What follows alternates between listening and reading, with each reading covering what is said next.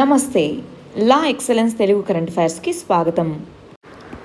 సరే, మరి వాళ్ళ కొటేషన్ ఏంటో చూద్దామా? సెల్ఫ్ డిసిప్లైన్తో అన్నీ కూడా పాసిబులే. మనకంటూ ఒక డిసిప్లైన్ అనేది ఉంటే మనం ఏదైనా చేయగలము అంటున్నారు. ఆ డిసిప్లైన్ అన్నది బయట ఎవరి దగ్గర నుంచో నువ్వు ఇదే చేయాలి, నువ్వు ఇలానే ఉండాలి అంటే కాదు. మనకి ఇలా ఉండాలి, ఇలా కొన్ని రూల్స్, ఇలాగ మనం ఒక డిసిప్లైన్డ్ వేలో వెళ్తే అన్నీ పాసిబులే అన్నట్టుగా ఇక్కడ చెప్తున్నారు. సరే, మరి నిన్న ఇచ్చినటువంటి ప్రిలిమ్స్ క్వశ్చన్స్కి ఆన్సర్స్ ఏంటో చూద్దామా?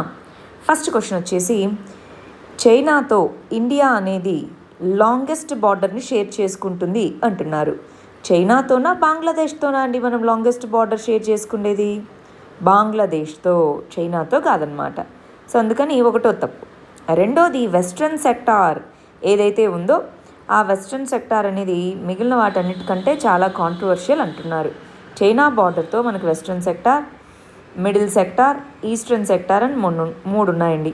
మరి ఈ మూటిలో ఏది ఎక్కువ కాంట్రవర్షియల్? వెస్ట్రన్ సెక్టారా, ఈస్టర్న్ సెక్టారా? గమనించాలి. ఏది? ఈస్టర్న్ సెక్టార్ చాలా కాంట్రవర్షియల్. అంటే ఇక్కడ అరుణాచల్ ప్రదేశ్ ఇది చాలా కాంట్రవర్షియల్. అప్పుడు ఇది కూడా కరెక్టేనా? కాదు. ఏది correct? None of the above, D అన్నది. సరే, మరి రెండో క్వశ్చన్ చూడండి. ఓపియం కల్టివేషన్కి సంబంధించి ఇన్కరెక్ట్ ఆప్షన్ ఏంటో కనుక్కోండి కింద ఇచ్చిన వాటిలో అంటున్నారు. ఓపియం కల్టివేషన్ అనేది లీగలేనా? ఎస్, ఓపియం కల్టివేషన్ అనేది లీగలే. కాకపోతే గవర్నమెంట్ రెగ్యులేట్ చేసిన వాళ్ళు మాత్రమే దీన్ని కల్టివేట్ చేయాలి. రెండోది, చంబల్ వ్యాలీ ప్రాంతం అనేది ఆప్టిమమ్ కండిషన్స్ని ప్రొవైడ్ చేస్తుంది ఓపియంని గ్రో చేయడానికి. అవునా? మనం ఏమనుకున్నాం? రాజస్థాన్, మధ్యప్రదేశ్ ఈ బార్డర్ రీజన్స్ చంబల్ వ్యాలీలో బ్యాడ్ ల్యాండ్స్ అనుకున్నాం. అంటే ఈ నది ద్వారా కోతకి గురైనటువంటి ల్యాండ్స్, బ్యాడ్ ల్యాండ్స్, ఇక్కడ ఇది పండుతుంది. సో ఇది కరెక్టే. మూడో చూడండి, ఓపియం పాపీ అనేది ఏదైతే ఉందో దాన్ని చాలా మెడిసిన్స్లో వాడతారన్నారు. అవునా? అందుకే గవర్నమెంట్ లైసెన్స్ ఇచ్చి దాన్ని పండిస్తుంది. అది కూడా కరెక్టే. డి, ఒకవేళ మనకు తెలియకున్నా ఇది తప్పు, ఎందుకంటే మూడు కరెక్ట్ అయినాయి కదా. సరే, కానీ ఒకసారి చదువుదాం. ఓపియం ఫ్లవర్లో ఉన్న పెటల్స్ అనేవి హెరాయిన్ని తయారు చేయడానికి వాడతారన్నాం. కానీ మనం నిన్న చూసాం, గుర్తుందా? ఇలా ఓపియం ఉంటే దాని మీద ఉన్న జిగురు ఏదైతే ఉంటుందో దాన్ని తీసుకుంటామని చెప్పాం. అవునా? ఫ్లవర్ పెటల్స్ కాదనమాట. అప్పుడు ఆన్సర్ ఏమవుతుంది? ఆన్సర్ వచ్చేసి డి అండి. సరే, మూడో క్వశ్చన్ చూడండి. ఇక్కడ ఏది ఇన్కరెక్ట్ ఆప్షనో కనుక్కోండి అంటున్నారు. హార్ముజ్ స్ట్రైట్, ఇవన్నీ కూడా మనకు న్యూస్లో ఉన్నవే. మీరు గమనిస్తుంటే ఇవన్నీ కూడా లాస్ట్ 1 వీక్గా మనకు న్యూస్లో ఉన్నవే అన్నమాట. హార్ముజ్ స్ట్రైట్ అన్నది ఇరాన్, ఒమన్కి మధ్యలో ఉంది. అవునా? ఎస్. తైవాన్ స్ట్రైట్ మనం చైనా తైవాన్ కాన్ఫ్లిక్ట్ గురించి చదువుకున్నప్పుడు చూసాం. ఇది కరెక్టే. మలక్కా స్ట్రైట్ ఇది ఇండోనేషియా, మలేషియా మధ్య ఉంది. కరెక్టేనా? ఎస్. పాక్ స్ట్రైట్, పాక్ జలసంధి. స్ట్రైట్ అంటే ఇక్కడ జలసంధి అని. ఇది ఎవరి మధ్య ఉంది? ఇండియా, శ్రీలంక మధ్య ఉంది. పాకిస్తాన్ కాదు కదా. సో ఆన్సర్ ఏమవుతుంది? డి అనేది ఆన్సర్. నెక్స్ట్ ఇది చూడండి. రీసెంట్గా తెలంగాణ గవర్నమెంట్ అన్నది రెగ్యులేటెడ్ కల్టివేషన్ పాలసీని ప్రపోజ్ చేసింది కదా. దాని యొక్క ఇంప్లికేషన్స్ ఏముంటాయి అని అడుగుతున్నారు. ఫార్మర్కి రెమ్యునరేటివ్ ప్రైసెస్ రావచ్చు. అవునా? న్యూట్రిషనల్ సెక్యూరిటీని అచీవ్ చేయొచ్చు, ఎందుకంటే డైవర్సిటీని పెంచుతారు కాబట్టి. అగ్రి ప్రాసెసింగ్ ఇండస్ట్రీ పెరుగుతుంది కాబట్టి. సో మూడు కరెక్టే కాబట్టి ఆన్సర్ డి. మీరు గమనిస్తే 4 క్వశ్చన్స్కి కూడా, అన్ని క్వశ్చన్స్కి కూడా నిన్న ఇచ్చిన వాటిలో అన్నిటికీ ఆన్సర్స్ డి అండి. మరి చాలామంది కొన్ని క్వశ్చన్స్కి తప్పు ఆన్సర్ పెట్టారు, ఇంకొంతమంది రెండింటికే ఆన్సర్ పెట్టారు. దాన్ని ఏమంటామో తెలుసా? కండిషనింగ్. అంటే మనము గత 2 ఇయర్స్గా 2 క్వశ్చన్స్ ఇస్తూ వచ్చాము. సడన్గా నిన్న 4 క్వశ్చన్స్ ఇస్తూ, నేను చెప్పలేదు ముందు 4 క్వశ్చన్స్ ఇస్తున్నామని చెప్పకుండా వీటికి ఆన్సర్స్ పెట్టండి అని చెప్పాను. సో కొంతమంది 2 క్వశ్చన్సే ఇచ్చాము అని రెండింటికే ఆన్సర్స్ పెట్టిన వాళ్ళు కూడా ఉన్నారు. దాన్ని ఏమంటామంటే మన బ్రెయిన్ కండిషనింగ్. మనం 2 ఇచ్చుంటారులే అని ముందుగానే అనుకొని ఆ రెండింటికి ఆన్సర్స్ పెడుతూ ఉంటామన్నమాట. సో చూసుకోవాలి జాగ్రత్తగా. 4 క్వశ్చన్స్ ఇస్తున్నాం ఇవాళ నుంచి. నిన్నటి నుంచే మనం 4 మొదలుపెట్టాం. సరే, మరి ఇవాళ మనం డిస్కస్ చేసుకోబోయే వాటిలో ఈ 8 కాన్సెప్ట్స్ ఇంకొన్ని ఉన్నాయి.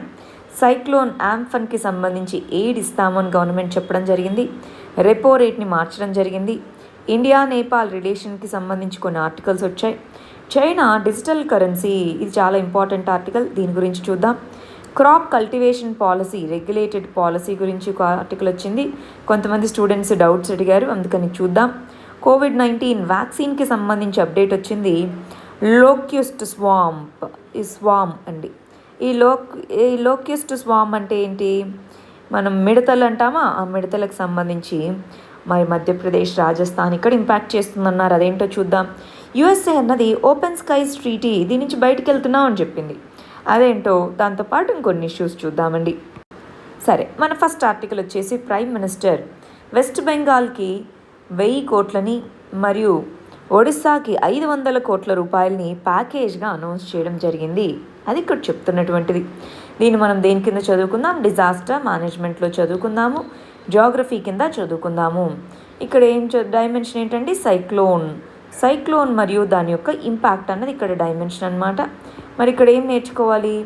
సైక్లోన్ రిలేటెడ్ కాన్సెప్ట్స్ మనం లాస్ట్ 4 డేస్గా ఇది చదువుకుంటున్నాం కాబట్టి సైక్లోన్ రిలేటెడ్ కాన్సెప్ట్స్ ఒకసారి గుర్తు తెచ్చేసుకోండి.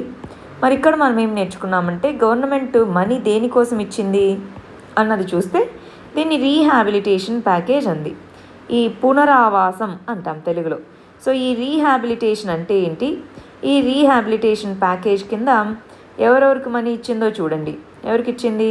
వెస్ట్ బెంగాల్కి ఇచ్చింది, ఒడిశాకి ఇచ్చింది. మరి అస్సాంలో కూడా దీనివల్ల వరదలు వచ్చాయి, చాలా నష్టం వాటిల్లింది. మరి అస్సాంకి ఎందుకు ఇవ్వలేదు? అవి మనం ఒకసారి చూద్దాం. సరే, మరి ఈ సైక్లోన్ గురించి కొన్ని విషయాలు తెలుసుకుందామండి. కొంతమంది డౌట్స్ కూడా అడగడం జరిగింది మన వాళ్ళు. దానికి సంబంధించి ఒకసారి ఇక్కడ చూడండి. సైక్లోన్ ఉంపున్ అనాలి దీన్ని అని చెప్తున్నారు. ఇక్కడ గమనించాలి. సైక్లోన్ ఉంపున్ అని అంటాము. ఇది థాయ్ అనేటటువంటి లాంగ్వేజ్కి సంబంధించింది. సో మనం మొన్నటి నుంచి యాంఫన్ అంటున్నాం, దాన్ని ఉంపున్ అని అనాలి. సరే, దీని మీనింగ్ వచ్చేసి స్కై, ఆకాశము అని దాని మీనింగ్ అనమాట. మనకి మామూలుగా అయితే అండి వరల్డ్ మెటీరియలాజికల్ ఆర్గనైజేషన్, ఈ వరల్డ్ మెటీరియలాజికల్ ఆర్గనైజేషన్లో మెంబర్స్గా ఉన్నవన్నీ కంట్రీస్ అన్నీ కూడా ఒక లిస్ట్ ఆఫ్ నేమ్స్ ఇస్తారనమాట. ఆ లిస్ట్ ఆఫ్ నేమ్స్ని బేస్ చేసుకొని ఒక జాగ్రఫికల్ రీజన్కి సంబంధించి, అంటే మనము northern Indian ocean, so regional centres అనేవి ఉంటాయన్నమాట. రీజనల్ మెటీరియలాజికల్ సెంటర్స్ అనేవి ఉంటాయి. ఈ రీజనల్ మెటీరియలాజికల్ సిస్టమ్స్ సెంటర్స్ ఏవైతే ఉంటాయో అవి ఆ పర్టికులర్ రీజన్లో ఉన్న కంట్రీస్ ఇచ్చిన లిస్ట్ ఆఫ్ నేమ్స్ నుంచి ఆల్ఫాబెటికల్ ఆర్డర్లో గమనించండి. First Bangladesh, India, Maldives, Myanmar ఇవన్నీ ఆల్ఫాబెటికల్ ఆర్డర్లోనే కంట్రీస్ ఉన్నాయి కదా. వీళ్ళు ఇచ్చిన లిస్ట్ని తీసుకుంటారు.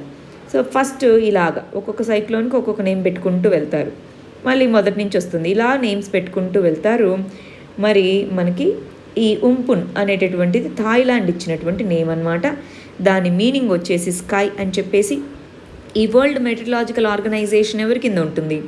యునైటెడ్ నేషన్స్ కింద ఉండేటటువంటి United nation economic commission for Asia Pacific అనేటటువంటిది దాని కింద ఇది ఉంటుందన్నమాట. దాని కింద ఒక రీజనల్ కంట్రీ అనేది ఉంటుంది.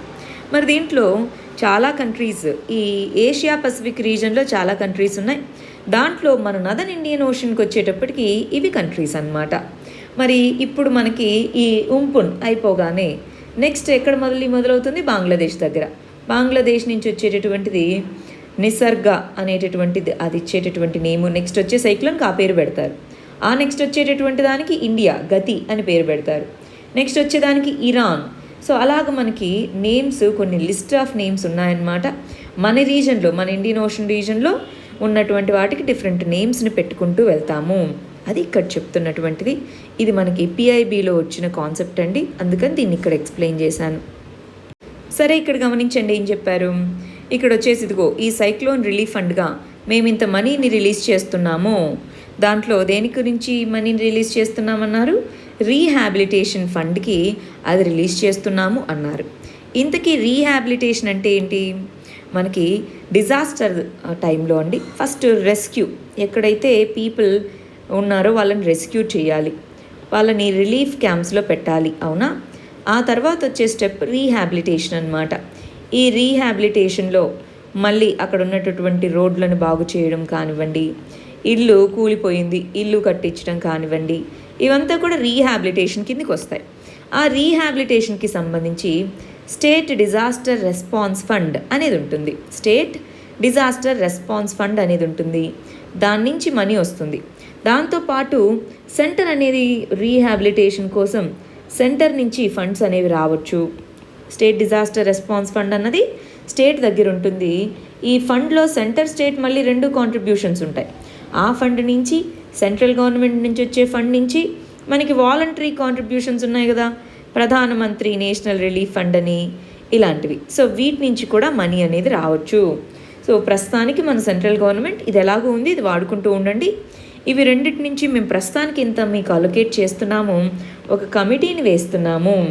ఆ కమిటీ అన్నది ఎంత నష్టం వస్తుందో చూస్తుంది, లాస్ని ఎస్టిమేట్ వేస్తుంది. ఆ లాస్ట్ ఎస్టిమేషన్ని బేస్ చేసుకొని మీకు మేము ఎంత మనీ చెల్లించాలో అది చూస్తాము. రీహాబిలిటేషన్కి ఏమన్నా ప్యాకేజ్ లాంటిది ఇవ్వాలా ఏంటి అన్నది మేము తర్వాత చూస్తాము.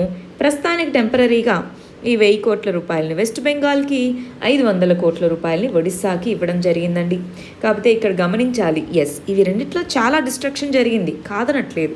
కానీ అస్సాం ఇలాంటి ప్రాంతాల్లో మరి అక్కడ కూడా భారీగా వర్షం అనేది కురవడంతో చాలా ప్రాంతాలు ముంపుకి గురయ్యాయి, ఫ్లడ్స్కి గురయ్యాయి. మరి దానికి కూడా సెంట్రల్ గవర్నమెంట్ నుంచి హెల్ప్ అందాలి కదా, అది మనం ఇక్కడ అంటున్నది. నెక్స్ట్ ఆర్టికల్ వచ్చేసి ఆర్బీఐ అన్నది రెపో రేట్ని కట్ చేసింది, అంటే తగ్గించింది.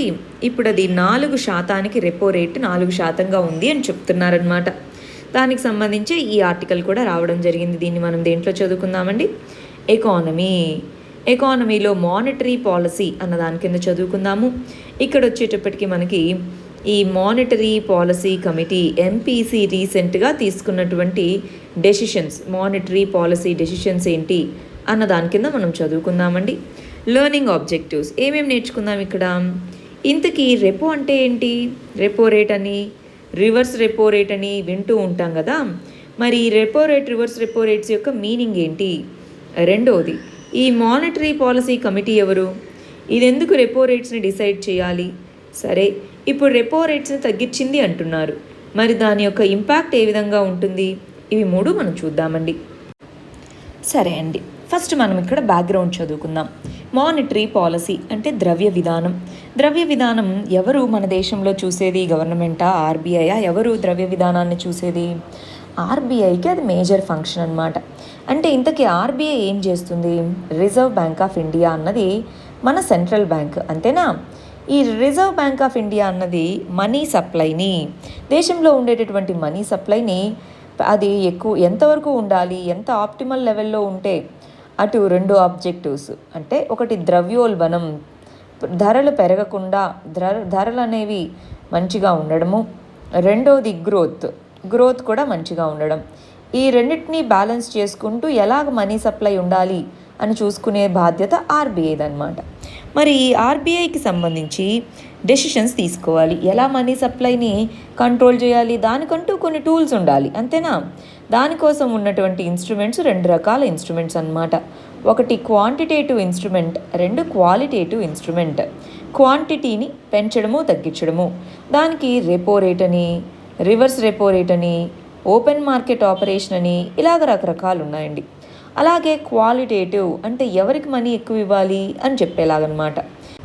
అంటే ఆర్బీఐ యొక్క రెగ్యులేషన్ ద్వారా ఇది చూసుకుంటూ ఉంటుంది. అలాగే మనకి క్వాంటిటేటివ్, క్వాలిటేటివ్ అని 2 మెజర్స్ ఉంటాయి. మనకి ప్రస్తుతానికి మనకు న్యూస్లో ఉన్నది రెపో, రివర్స్ రెపో, ఆ రెండింటి గురించి చూద్దామండి. ఇది మన RBI, reserve bank of India. Reserve bank of India తెలుసు మనకి, బ్యాంకింగ్ సెక్టార్ మొత్తాన్ని కూడా మన రిజర్వ్ బ్యాంక్ ఆఫ్ ఇండియానే రెగ్యులేట్ చేస్తుంది. సరే, ఇది మనకు ఒక బ్యాంక్కి ఏమనిపించింది, షార్ట్ టర్మ్లో అంటే 14 days లోపల షార్ట్ టర్మ్లో కనుక దానికి మనీ కావాలి అనుకుంటే అది ఏమనుకుంటుంది, నేను ఆర్బీఐని అడిగితే అది ఇస్తుంది కదా అని చెప్పి ఆర్బీఐ దగ్గరికి బ్యాంక్ దగ్గర ఉండేటటువంటి కొన్ని పత్రాలను తీసుకొని వెళ్తుంది. బాండ్స్ని, ఈ కమర్షియల్ బాండ్స్ కానివ్వండి, గవర్నమెంట్ సెక్యూరిటీస్ని కానివ్వండి, వాటిని తీసుకొని ఆర్బీఐ దగ్గరికి వెళ్తుంది. ఆర్బీఐ ఇది నీ దగ్గర ఉంచుకొని నాకు కొంచెం మనీ ఇవ్వు.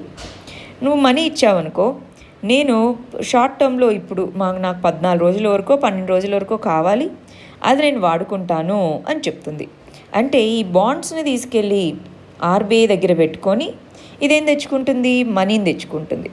మనీని తెచ్చుకున్నాక 12 రోజులు 14 రోజులు ఎన్ని రోజులు ఉంటుంది కదా, అది అయిపోయిన తర్వాత మళ్ళీ దీనికి మనీని తిరిగి చెల్లిస్తుంది అనమాట. ఇదిగో ఆర్బీఐ, నువ్వు నాకు 100 కోట్లు ఇచ్చావు కదా, ఈ 100 కోట్లు నీ మనీని తీసుకో, ఆ మనీతో పాటు నువ్వు నన్ను కొంత ఇంట్రెస్ట్ రేట్ పే చేయమన్నా. సో ప్రిన్సిపల్ మొత్తము ప్లస్ ఇంట్రెస్ట్ అంటే వడ్డీని కలిపి ఇస్తున్నాను. ప్రిన్సిపల్ మనీ ప్లస్ వడ్డీని కల్పిస్తున్నాను అని చెప్పి ఇచ్చేసి, దాంతోపాటు నేను నీ దగ్గర కొన్ని బాండ్స్ని పెట్టాను కదా, ఆ బాండ్స్ మళ్ళీ నాకు తిరిగి ఇచ్చేసేయి అని చెప్తుంది. బాండ్స్ నీ దగ్గర పెట్టాను కదా, ఆ బాండ్స్ నేను మళ్ళీ తిరిగి తీసేసుకుంటున్నాను, ఆ రోజంటే నీకు సెక్యూరిటీ కోసం పెట్టాను కాబట్టి అని చెప్పి బాండ్స్ని మళ్ళీ తీసేసుకుంటుందన్నమాట. ఈ ప్రాసెస్లో ఆర్బీఐకి మరి మన బ్యాంక్ పే చేసే ఈ ఇంట్రెస్ట్ రేట్ ఉందా, దీన్ని రెపో రేట్ అని అంటామన్నమాట. రెపో రేట్ అంటే అర్థమైందా? అంటే బ్యాంక్ అనేది షార్ట్ టర్మ్లో అంటే 14 రోజుల లోపు జనరల్గా అయితే షార్ట్ టర్మ్లో ఆర్బీఐ దగ్గర నుంచి మనీ తెచ్చుకున్నప్పుడు దాని దగ్గర కొన్ని బాండ్స్ని పెడుతుంది. బాండ్స్ని పెట్టి మళ్ళీ అది మనీ తిరిగి చెల్లించేటప్పుడు ఆ బాండ్స్ని రీపర్చేజ్ చేసుకుంటుంది. రీపర్చేజ్ ఆప్షన్ అని అంటాం దాన్ని, అందుకే దాన్ని రెపో అని అంటాం. సో రీపర్చేజ్ ఆప్షన్ అనేది పెట్టుకొని రీపర్చేజ్ చేసుకొని దానికి చెల్లించే ఇంట్రెస్ట్ రేట్నే రెపో రేట్ అని అంటామన్నమాట. సరే అండి, ఇప్పుడు ఆ ఇంట్రెస్ట్ రేట్ బాగా ఎక్కువ ఉంది, రెపో రేట్ అన్నది బాగా ఎక్కువ ఉంది. రెపో రేట్ బాగా ఎక్కువ ఉంది అంటే బ్యాంకులు ఏమనుకుంటాయి, ఎందుకులే ఆర్బీఐ దగ్గర మనీ తెచ్చుకోవడం అనుకుంటాయి, అవునా? రెపో రేట్ బాగా ఎక్కువ ఉన్నప్పుడు మనీ సప్లై పెరుగుతుందా తగ్గుతుందా? మనీ సప్లై తగ్గుతుంది. మనీ సప్లై తగ్గినప్పుడు ఇన్ఫ్లేషన్ కంట్రోల్ అవుతుంది, అంతేనా? ఇన్ఫ్లేషన్ అంటే గూడ్స్ కొన్నే ఉన్నాయి కానీ ఎక్కువ డబ్బులు ఉంటే ఇన్ఫ్లేషన్ వస్తుంది. సో ఇన్ఫ్లేషన్ని కంట్రోల్ చేయడానికి జనరల్గా రెపో రేట్ని పెంచుతూ ఉంటారు. అదే రెపో రేట్ని తగ్గించారనుకోండి, రివర్స్ జరిగిందనుకోండి, రెపో రేట్ని తగ్గిస్తే మనీ సప్లై అంటే బాగా తక్కువ ఇంట్రెస్ట్కే వస్తుందని చెప్పి వాళ్ళు లోన్ తెచ్చుకుంటారు.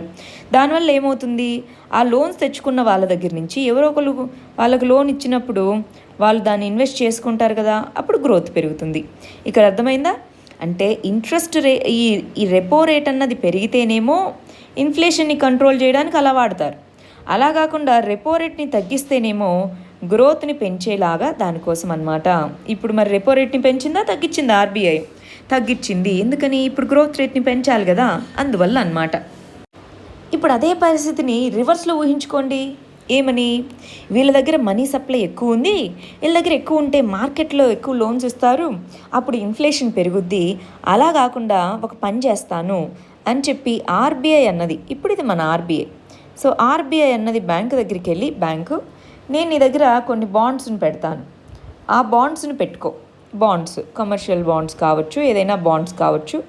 సో బాండ్స్ని నీ దగ్గర పెడుతున్నాను, బాండ్ నీ దగ్గర పెట్టుకో, నువ్వు నాకు కొంత మనీ ఇవ్వు, కొంత మనీ నీ దగ్గర ఉన్నది నాకు ఇవ్వు. అప్పుడు ఏమవుతుంది, బ్యాంక్ దగ్గర నుంచి ఆర్బీఐ దగ్గరికి మనీ వెళ్తుంది.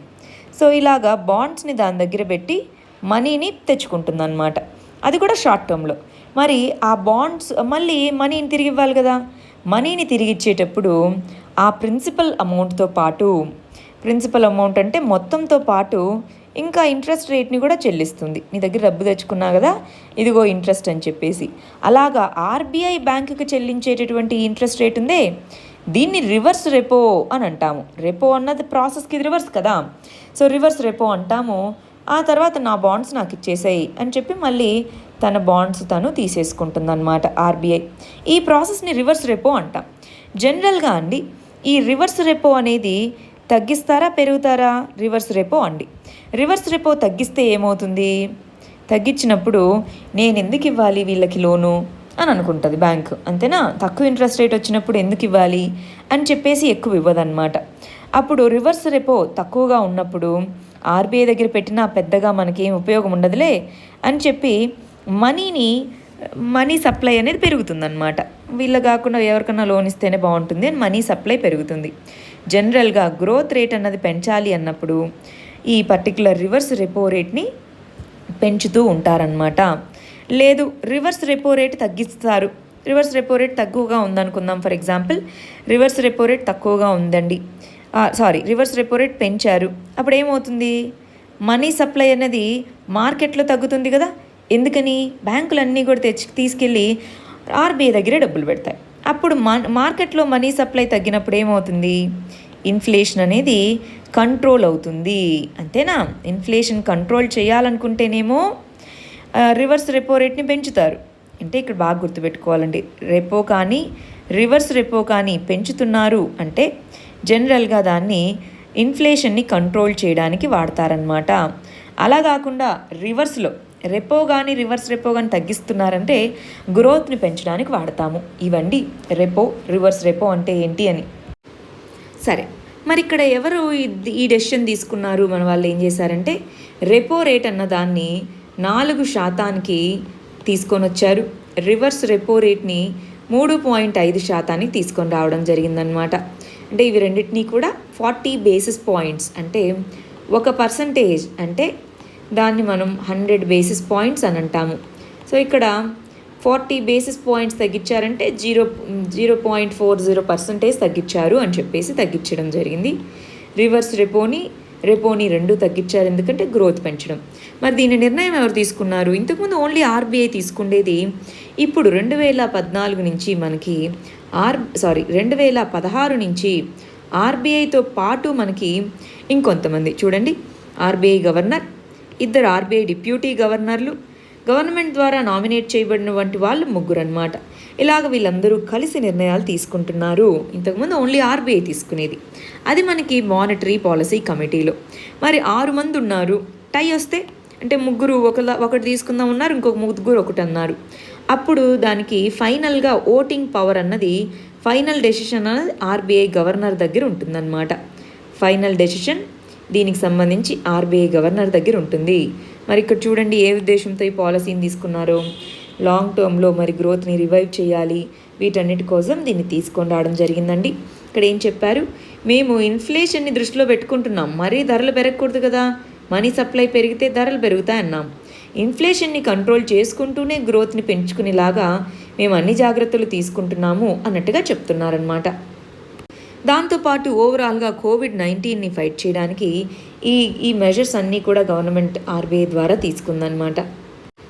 ఇది ఇక్కడ చెప్తున్నటువంటిదండి. మానిటరీ పాలసీ కమిటీ అనేది డెసిషన్ తీసుకుంది.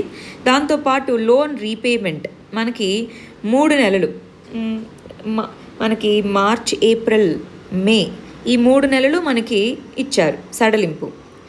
ఇప్పుడు జూన్, జూలై, ఆగస్టు వరకు కూడా మళ్ళీ లోన్ రీపేమెంట్లో మనం ఇన్స్టాల్మెంట్స్ కట్టాలి కదా, అది 3 నెలలు కట్టకపోయినా పర్వాలేదు అన్నట్టుగా ఆర్బీఐ దాని టైం పీరియడ్ని పొడిగించడం జరిగిందండి. ఆర్బీఐ అన్నది కాకపోతే లోన్ని రీస్ట్రక్చర్, మా కొత్త లోన్స్ ఇచ్చేలాగా, ఉన్న లోన్స్ని అప్పుని తిరిగి రీస్ట్రక్చర్ చేసుకునేలాగా కల్పించట్లేదని కొంతమంది డిస్సాటిస్ఫాక్షన్గా ఉన్నారు. బట్ ఏదేమైనప్పటికీ కూడా ఆర్బీఐ అయితే చాలా మెజర్స్ తీసుకుంటుంది. ఇవన్నీ కూడా సప్లైని పెంచగలవు, మనీ సప్లైని. కానీ మనకున్న ప్రాబ్లం ఏంటి? డిమాండ్. ఎకనామిక్ యాక్టివిటీ సరిగా లేదు కాబట్టి, డిమాండ్ అన్నదే తక్కువ ఉంది కాబట్టి వీళ్ళు ఎంత సప్లైని పెంచినప్పటికీ కూడా దాని నుంచి పెద్దగా మనకి పాజిటివ్ ఇంపాక్ట్ రావట్లేదు. అది ఇక్కడ చెప్పిన ఆర్టికల్ అండి. సో ఇక్కడ ఏం చెప్తున్నారు ఫినాన్స్ మినిస్టర్ ఈ ఆర్టికల్కి సంబంధించి?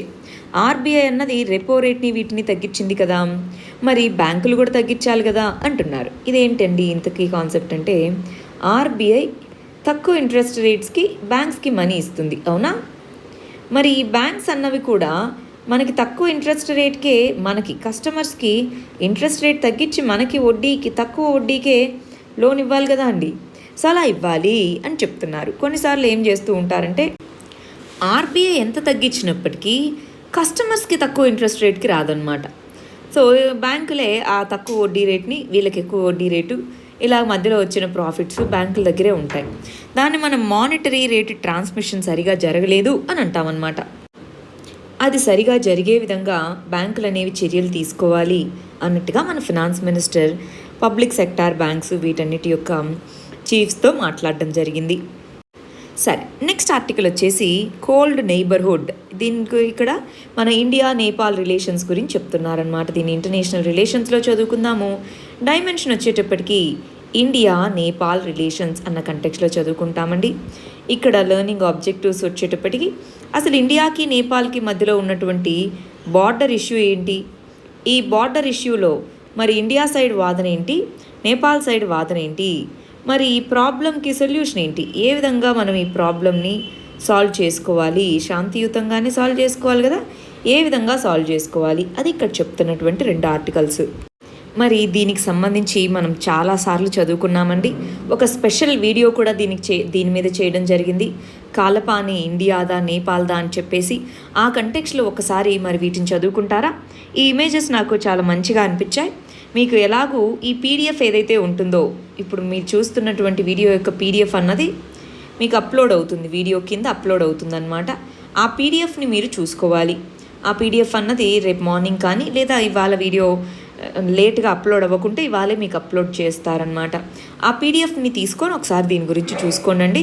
మనం చేసిన స్పెషల్ వీడియోలో దీని అంతటి గురించి మాట్లాడుకున్నామన్నమాట. ఒకసారి కేర్ఫుల్గా చూసుకోండి. సో ఇక్కడ ఇండియా ఆర్గ్యుమెంట్ ఏంటో, నేపాల్ యొక్క ఆర్గ్యుమెంట్ ఏంటో చాలా క్లియర్గా రాయడం జరిగింది. దీన్ని కూడా ఒకసారి చూసుకోవాలి. ఇదేనా మనము ఆ స్పెషల్ వీడియోలో మాట్లాడుకుంది? ఇది సుస్తా అనేటటువంటి ప్రాంతంలో, ఇక్కడ ఈ సుస్తా ప్రాంతం ఎందుకు కాన్ఫ్లిక్ట్లో ఉందో, ఇక్కడ వచ్చేటప్పటికి ఇదిగో లిపు లేక్ పాస్ దగ్గర కాలపాని అనే ప్రాంతం ఎందుకు కాన్ఫ్లిక్ట్లో ఉందో, రీసెంట్గా నేపాల్ అనేది మ్యాప్స్ని ఏ విధంగా చేంజ్ చేసిందో అవేనా చదువుకుంది. లాస్ట్ గత 3 రోజులుగా ఇవేనా చదువుకున్నాము. మరి దాంట్లో చైనా ఇటు సైడ్ టిబెట్ ఉంటే, ఇటు సైడ్ ఇండియా, ఇటు సైడ్ నేపాల్, మరి వాళ్ళ కాంట్రవర్సీ ఏంటో, సుగాలి ట్రీటీ అంటే ఏంటో ఇవన్నీ చదువుకున్నాం. నేను మళ్ళీ ఎందుకు రిపీట్ చేయట్లేదంటే టైం వేస్ట్ అవుతుంది మనకు అనవసరంగా.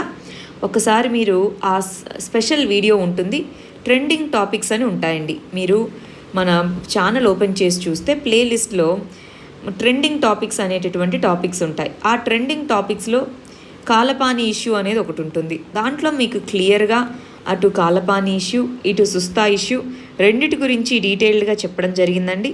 ఆ ఒక్కసారి వీడియో కంప్లీట్గా చూసి ఎవరన్నా చూడని వాళ్ళు ఉంటే నోట్స్ రాసుకోవాలి. ఇక్కడ ఆర్గ్యుమెంట్ ఏంటో చూడండి. మన వాళ్ళు ఏం చెప్తున్నారంటే, ఇదిగో 1954లో మనకి India Nepal peace and friendship treaty అనే చేసుకున్నామండి మన రెండు దేశాలు. అప్పుడు ఏమనుకున్నాము, బ్రిటిష్ వాళ్ళ టైంలో చేసుకున్న ట్రీటీస్ అన్ని ఏం పనిచేయవు, ఇప్పుడు మనం కొత్తగా అనుకున్నారు. మరి అప్పటి నుంచి బాగానే ఉంది. 1981లో చైనా అన్నది అటు మానస్ సరోవర్ యాత్రకి వెళ్ళడానికి లిపు లేక్ పాస్ గుండా పాస్ను ఓపెన్ చేయడం కూడా జరిగింది. అప్పుడు కూడా ఏం అవ్వలేదు. ఆ తర్వాత స్లోగా ఈ ప్రాంతం మాది అంటూ ఉండడంతో ఎలాగా నేపాల్ అనేది 1816లో చేసుకున్న ట్రీటీ ప్రకారం ఇది మాది అని చెప్తూ ఉండడము, రీసెంట్గా చూడండి వాళ్ళ మ్యాప్ని మార్చుకోవడం ఇదంతా చేస్తుంది. కానీ ఇప్పుడున్న పరిస్థితుల్లో అటు నేపాల్కి కానివ్వండి, ఇటు ఇండియాకి కానివ్వండి, బార్డర్ డిస్ప్యూట్ అనేది తగదు. ఆల్రెడీ చైనాతో బార్డర్ డిస్ప్యూట్ ఉంది. ఇలాంటి టైంలో మన రెండు దేశాలు చాలా ఫ్రెండ్లీ కంట్రీస్, మనకు ఓపెన్ బార్డర్స్ ఉంటాయి. అవునా, ఓపెన్ బార్డర్స్ ఉంటాయి. నేపాల్ వాళ్ళు మన దేశంలో ఎక్కడైనా జాబ్ చేసుకోవచ్చు. మీకు తెలిసే ఉంటుంది, యూపీఎస్సీ ఎగ్జామ్లో నేపాల్ సిటిజన్స్ కూడా యూపీఎస్సీ ఎగ్జామ్ రాయొచ్చు కొన్ని పోస్టులకి కదా. మన ఆర్మీలోనూ వాళ్ళకి ప్లేస్ అనేది ఉంటుంది. ఇలాగ మనం ఎంతో మంచి బాండింగ్ ఉన్నప్పుడు దాన్ని పోగొట్టుకోకుండా శాంతియుతంగా దీన్ని సాల్వ్ చేసుకోవాలి. ఈ ఆర్టికల్లో ఇంకా నీట్గా చెప్పడం జరిగిందండి. అదేంటి ఇక్కడ గమనించండి. రీసెంట్గా అసలు ఈ గొడవ అంతా ఎందుకు మొదలైందంటారు? దార్చూలా అనేటటువంటి ప్రాంతం నుంచి లిపు లేక్ వరకు మనకు రోడ్ని వేశాం. మనమేమన్నాము, ఆ రోడ్డు ముందు నుంచి ఉన్నదే, మేమేం కొత్తగా వేయట్లేదు. ముందుగా ఇంతకుముందు కొండలు ఉండేవి, అక్కడ నడుచుకుంటూ వెళ్ళేవాళ్ళు, ట్రెక్కింగ్ చేసుకుంటూ వెళ్ళేవాళ్ళు. ఇప్పుడు అదే ప్లేస్లో మేము ఒక రోడ్డు వేసాం అంతే తప్ప ఇంకేం మేము కొత్తగా చేయలేదు. ఇలాంటి టైంలో మరి వాళ్ళ ప్రైమ్ మినిస్టరు, మన ఆర్మీ జనరల్ వీళ్ళు మాట్లాడేటటువంటి మాటలు అనేవి రెండు దేశాల మధ్య ఉన్నటువంటి ప్రాబ్లమ్ని తీసుకొని వచ్చేలా ఉన్నాయి. దాన్ని సాల్వ్ చేసుకోవాలి. అసలు ఒకసారి సుగాలి ట్రీటీ అంటే ఏంటో దాని దగ్గరికి వెళ్దామండి. సుగాలి ట్రీటీ 1816లో దీన్ని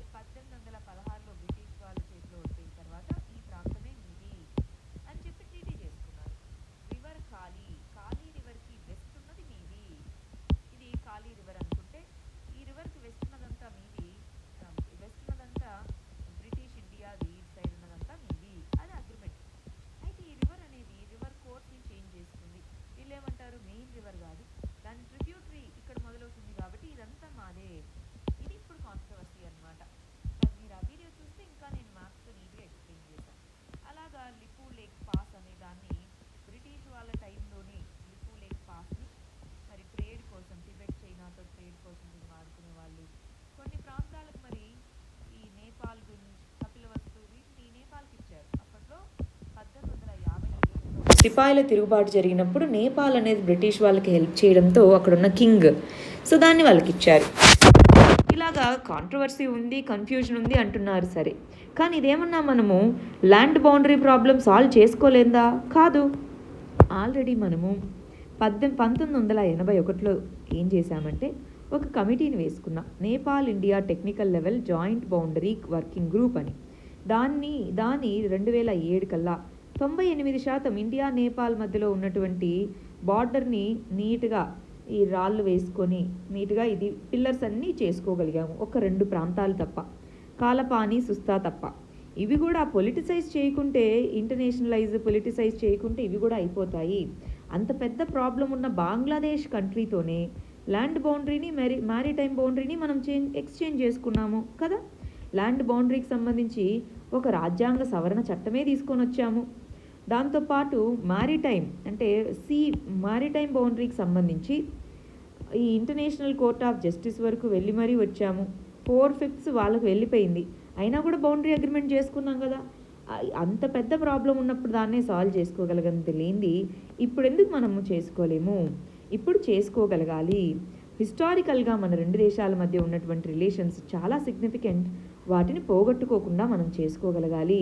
దాంతోపాటు ఇక్కడ చెప్తున్నారు చూడండి, 2 దేశాల్లో ఇప్పుడు మన ఆర్మీ జనరల్ ఏమన్నారు, ఎవరో చెప్తుంటే నేపాల్ ఇలా చేస్తుంది అన్నారు. అంటే ఆ ఎవరో అంటే చైనా మధ్యలో ఇన్వాల్వ్ అయ్యే అవకాశం ఉంది అలాంటి కమెంట్స్ చేసినప్పుడు. అలా కాకుండా ప్రాబ్లమ్స్ని బైలేటరల్గా 2 దేశాల మధ్యలో క్వైట్ డిప్లొమసీతో సాల్వ్ చేసుకోగలగాలి.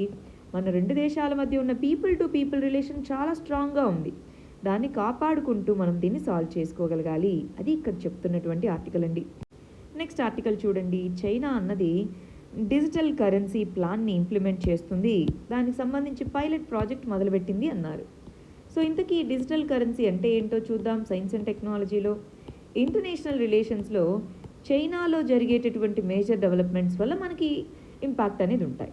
సో దీన్ని మనం డిజిటల్ కరెన్సీ, సో ఈ డిజిటల్ కరెన్సీకి సంబంధించిన కాన్సెప్ట్లో ఒకసారి చూద్దామండి. మరి దీని యొక్క ఆబ్జెక్టివ్స్ ఏంటి, ఇక్కడ మనం ఏమేమి నేర్చుకున్నాము, ఈ డిజిటల్ కరెన్సీ అంటే ఏంటో ఒకసారి చూద్దాము. ఈ డిజిటల్ కరెన్సీ వల్ల వచ్చేటటువంటి అసలు దానికి వెనుక ఉన్న టెక్నాలజీ బ్లాక్ చైన్ టెక్నాలజీ అంటాము.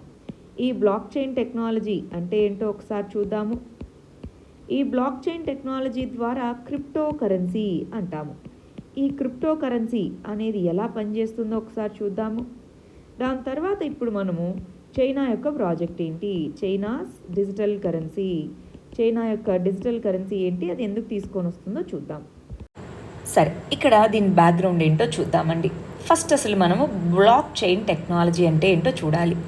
బ్లాక్ చైన్ టెక్నాలజీ అంటే ఏంటి, మనకి నెట్వర్క్ ఆఫ్ కంప్యూటర్స్ ఉంటాయి. ఈ నెట్వర్క్ ఆఫ్ కంప్యూటర్స్ అన్నీ కూడా ఇంటర్నెట్తో కనెక్ట్ అయి ఉంటాయి. సో వీటి మధ్య డేటా అనేది మధ్యలో ఒక సర్వర్ అంటూ లేకుండా, మామూలు ట్రాన్సాక్షన్స్ ఎలా జరుగుతాయి మామూలుగా సర్వర్ నుంచి, సో ఇక్కడ సర్వర్ ఏమీ లేకుండా ఈ కంప్యూటర్ పంపించిన డేటా అనేది ప్రతి దాని దగ్గర ఉంటుంది. వీటిని నోడ్స్ అని అంటాము. ఇక్కడ ఉన్న బ్లాక్ చైన్లో ఉన్న కంప్యూటర్స్ని నోడ్స్ అని అంటాం అన్నమాట. ఈ నోడ్స్ అనేవి ఉంటాయి, ప్రతి దాని దగ్గరను స్టోరేజ్ అనేది ఉంటుంది. ప్రతి దాని దగ్గర కూడా మనకి డేటా అనేది రిజిస్టర్ అవుతూ ఉంటుంది. ఇది ఇక్కడి నుంచి ఇక్కడ పంపించింది అనుకోండి, మిగిలిన అన్ని సిస్టమ్స్ దగ్గర ఈ డేటా అనేది ఉంటుందన్నమాట. ఈ డేటా అనేది ఇలాగా ప్రతి సిస్టమ్ దగ్గర ఉంటుంది.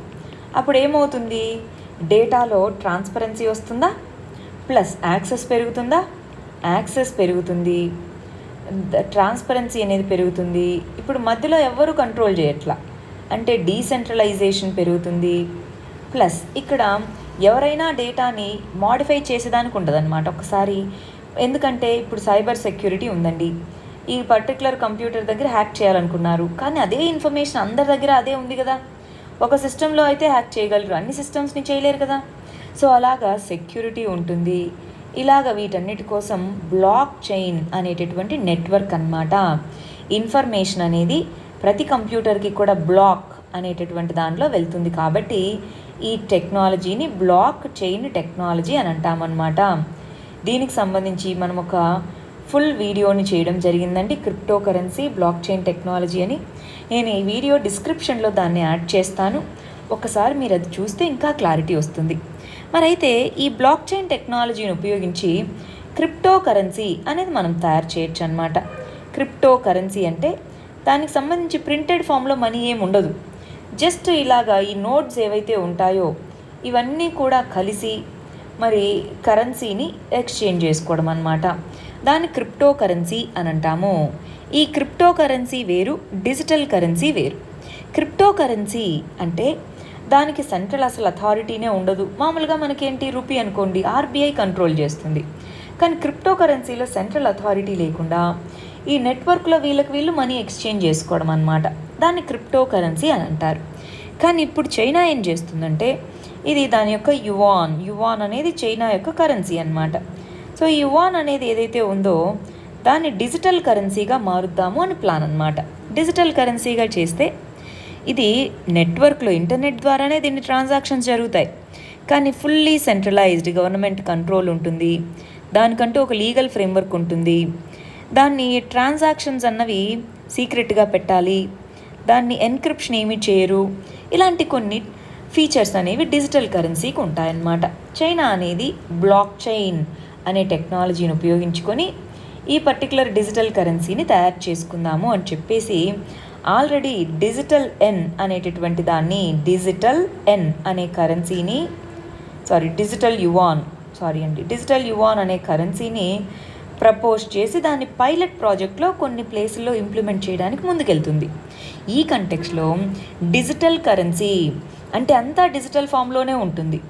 అలాంటప్పుడు దీంతోనే ఇంటర్నేషనల్ ట్రాన్సాక్షన్స్ కూడా చేసుకోవచ్చు కదా. ప్రతి ఒక్కరి దగ్గర ఇది యాక్సెస్ చేసుకోవచ్చు. అంటే వాళ్ళు దీన్ని ఈక్వల్ అమౌంట్లో యాక్సెస్ చేసుకోవచ్చు. అంటే దీన్ని ట్రేడ్కి వాడుకోవచ్చు కదా. బిట్ కాయిన్ అని పేరు వినుంటారు. ఇందాక నేను ఒక వీడియో అని చెప్పానా, ఆ వీడియో మీరు ఒకసారి చూశాక బిట్ కాయిన్ అనే పదం అర్థమవుతుంది. బిట్ కాయిన్ క్రిప్టో కరెన్సీ అని. సో అట్లా ఇవి ఏ కంట్రీలో అయినా ఉండొచ్చు అన్నమాట. అలాగ డిజిటల్ కరెన్సీని డెవలప్ చేసి ఇప్పుడు ఏ ట్రేడ్ జరగాలన్నా డాలరే. 80% ట్రేడ్ అనేది డాలర్స్లో జరుగుతుంది. మరి డాలర్స్ బదులు చైనా యొక్క డిజిటల్ కరెన్సీ వస్తే అలాంటి ప్లాన్తో డిజిటల్ కరెన్సీని చైనా తీసుకొని రావడం జరిగింది. సరే, ఇక్కడ చూడండి ఏమేం చెప్తున్నారు. అందరము ఏమో కరోనాతో ఫైట్ చేస్తుంటే చైనా మాత్రం సైలెంట్గా డిజిటల్ రెవల్యూషన్ని తీసుకొని వస్తుంది. సో వాళ్ళ కంట్రీలో ఉన్నటువంటి ఫిన్టెక్ కంపెనీస్ ఫిన్టెక్ టెక్నాలజీని డెవలప్ చేయడము, వాళ్ళు ఏమన్నారు, మా ఫిన్టెక్ డెవలప్మెంట్ ప్రాజెక్ట్ కింద మేము దీన్ని తీసుకొని వచ్చాము అని అఫీషియల్గా చెప్పారు. కానీ ఇది చైనా యొక్క సెంట్రల్ బ్యాంక్ డిజిటల్ కరెన్సీ అంటున్నారు. అంటే సెంట్రల్ బ్యాంక్ ద్వారా ఆఫర్ చేయబడినటువంటి డిజిటల్ కరెన్సీనే సెంట్రల్ బ్యాంక్ డిజిటల్ కరెన్సీ అంటారు. మామూలుగా క్రిప్టో కరెన్సీ అనుకోండి, డిజిటల్ కరెన్సీస్ని సెంట్రల్ బ్యాంక్ ఆథరైజ్ చేయదన్నమాట. నెట్వర్క్లో వాళ్ళు చేసుకుంటూ వెళ్తారు. కానీ ఇక్కడ సెంట్రల్ బ్యాంక్ ద్వారా ఆథరైజ్ చేశారు అన్నట్టుగా చెప్తున్నారు. సరే, బాగానే ఉంది. మరి వీళ్ళేమనుకుంటున్నారు, క్యాష్ అనేది లేకుండా క్యాష్ ట్రాన్సాక్షన్స్ బదులు ఈ డిజిటల్ కరెన్సీలో ట్రాన్సాక్షన్స్ చేపట్టాలి అన్న ఉద్దేశంతో ఈ పర్టికులర్ చైనా యొక్క బ్యాంక్ అనేది దీన్ని తీసుకొని వచ్చింది అంటున్నారు. అయితే మనకి బ్యాంక్ ఆఫ్ ఇంటర్నేషనల్ సెటిల్మెంట్ అనేది ఒకటి ఉందండి. ఇది అన్ని బ్యాంక్స్ని కూడా చూస్తూ ఉంటుంది. వాలంటరీగా అన్ని బ్యాంక్స్ దీంట్లో మెంబర్స్గా ఉంటాయి. ఈ బ్యాంక్ ఆఫ్ ఇంటర్నేషనల్ సెటిల్మెంట్ వచ్చేసి అన్ని కంట్రీస్ క్రిప్టో కరెన్సీ వద్దు అని చెప్పేసి కొట్టుకుంటుంటే ఈ వీళ్ళ యొక్క సెంట్రల్ బ్యాంక్ ఏంటి క్రిప్టో కరెన్సీ కోసం ముందుకెళ్తుంది అన్నట్టుగా అది రీసెర్చ్ చేపట్టి దీనికి కొన్ని అడ్వాంటేజెస్ ఉన్నాయి, కొన్ని డిసడ్వాంటేజెస్ ఉన్నాయని చెప్పడం జరిగిందనమాట. కాకపోతే వీళ్ళు అన్నది క్రిప్టో కరెన్సీని వీళ్ళు అలో చేయట్లా, బయట వాళ్ళవి. వీళ్ళ దేశంలో వీళ్ళ గవర్నమెంట్ ద్వారా వీళ్ళ బ్యాంకు ద్వారా ఆఫర్ చేయబడినటువంటి సెంట్రల్ బ్యాంక్ డిజిటల్ కరెన్సీని అలో చేస్తుంది చైనా అన్నట్టుగా అన్నారు. సరే, దీని యొక్క అవుట్కమ్ ఏంటి చూడండి. ఇప్పుడు బిట్ కాయిన్స్ అనేవి చైనాలో చాలా ఫేమస్గా ఉన్నాయన్నమాట. సో ఆ బిట్ కాయిన్ అనేది క్రిప్టో కరెన్సీ. దానివల్ల ఏమవుతుంది, దాని వాల్యూ పడిపోవడం, పెరగడం, తగ్గడం ఇలా వస్తూ ఉంటాయన్నమాట.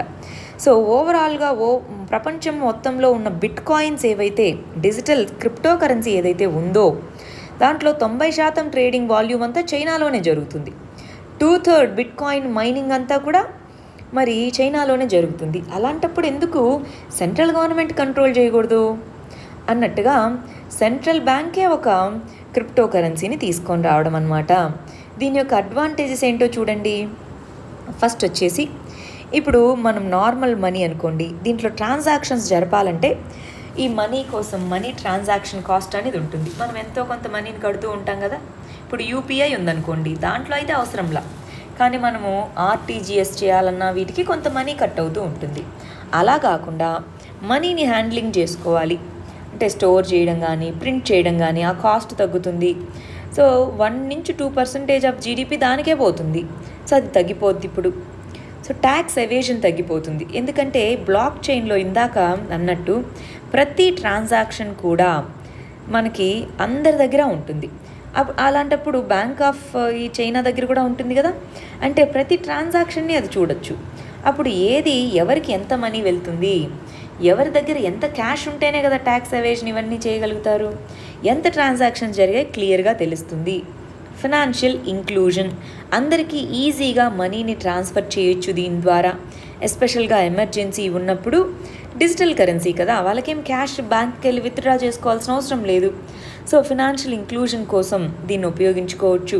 నెక్స్ట్ చూడండి, అయితే దాంతోపాటు బ్యాంక్ దగ్గర డేటా ఉంటుంది, చాలా పవర్ఫుల్ టూల్ సిటిజన్స్ మీద. ఇది ఒక పవర్ఫుల్ టూల్. ఇవన్నీ అడ్వాంటేజెస్. అయితే ఇప్పుడు ఫేస్ రికగ్నిషన్ టెక్నాలజీ అది వాడితేనే అమ్మో ఇంత సర్వీలియన్స్ ప్రైవసీ ఏంటో అనుకున్నాం. ఇప్పుడు మనం ప్రతి 1 యూనిట్ ఆఫ్ కరెన్సీని కూడా గవర్నమెంట్ చూడగలిగితే మరి ప్రైవసీ కన్సర్న్స్ ఏమైనట్టు, అంతేనా? సో ప్రైవసీ కన్సర్న్స్ ఉన్నట్టు. అయినా కూడా ఎందుకు వెళ్తుంది మరి ఈ పర్టికులర్ బ్యాంక్ అన్నది? వాళ్ళకి కావాల్సింది అదే కదా, వాళ్ళకి కావాల్సింది డేటా మొత్తం ఉండాలి, కంట్రోల్ చేయాలి. మరి దీనివల్ల ఏం చెప్పబోతుంది, అసలు ఏం చెప్పబోతుంది ఇక్కడ మనకి?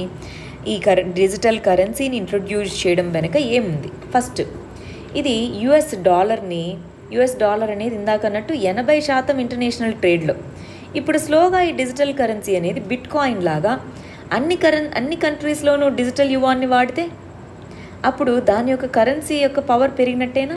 నెక్స్ట్, అమెరికన్ కంపెనీస్తో టెక్నాలజీ వార్ జరుగుతుంది. ఇప్పుడు రీసెంట్గా ఫేస్బుక్ అన్నది లీబ్రా అనేటటువంటి డిజిటల్ కరెన్సీని లాంచ్ చేస్తామని చెప్పింది, కానీ దాన్ని పెద్ద స్కేల్లో తీసుకెళ్ళట్లేదు అని చెప్పింది. దాంతో కంపీట్ అవ్వచ్చు.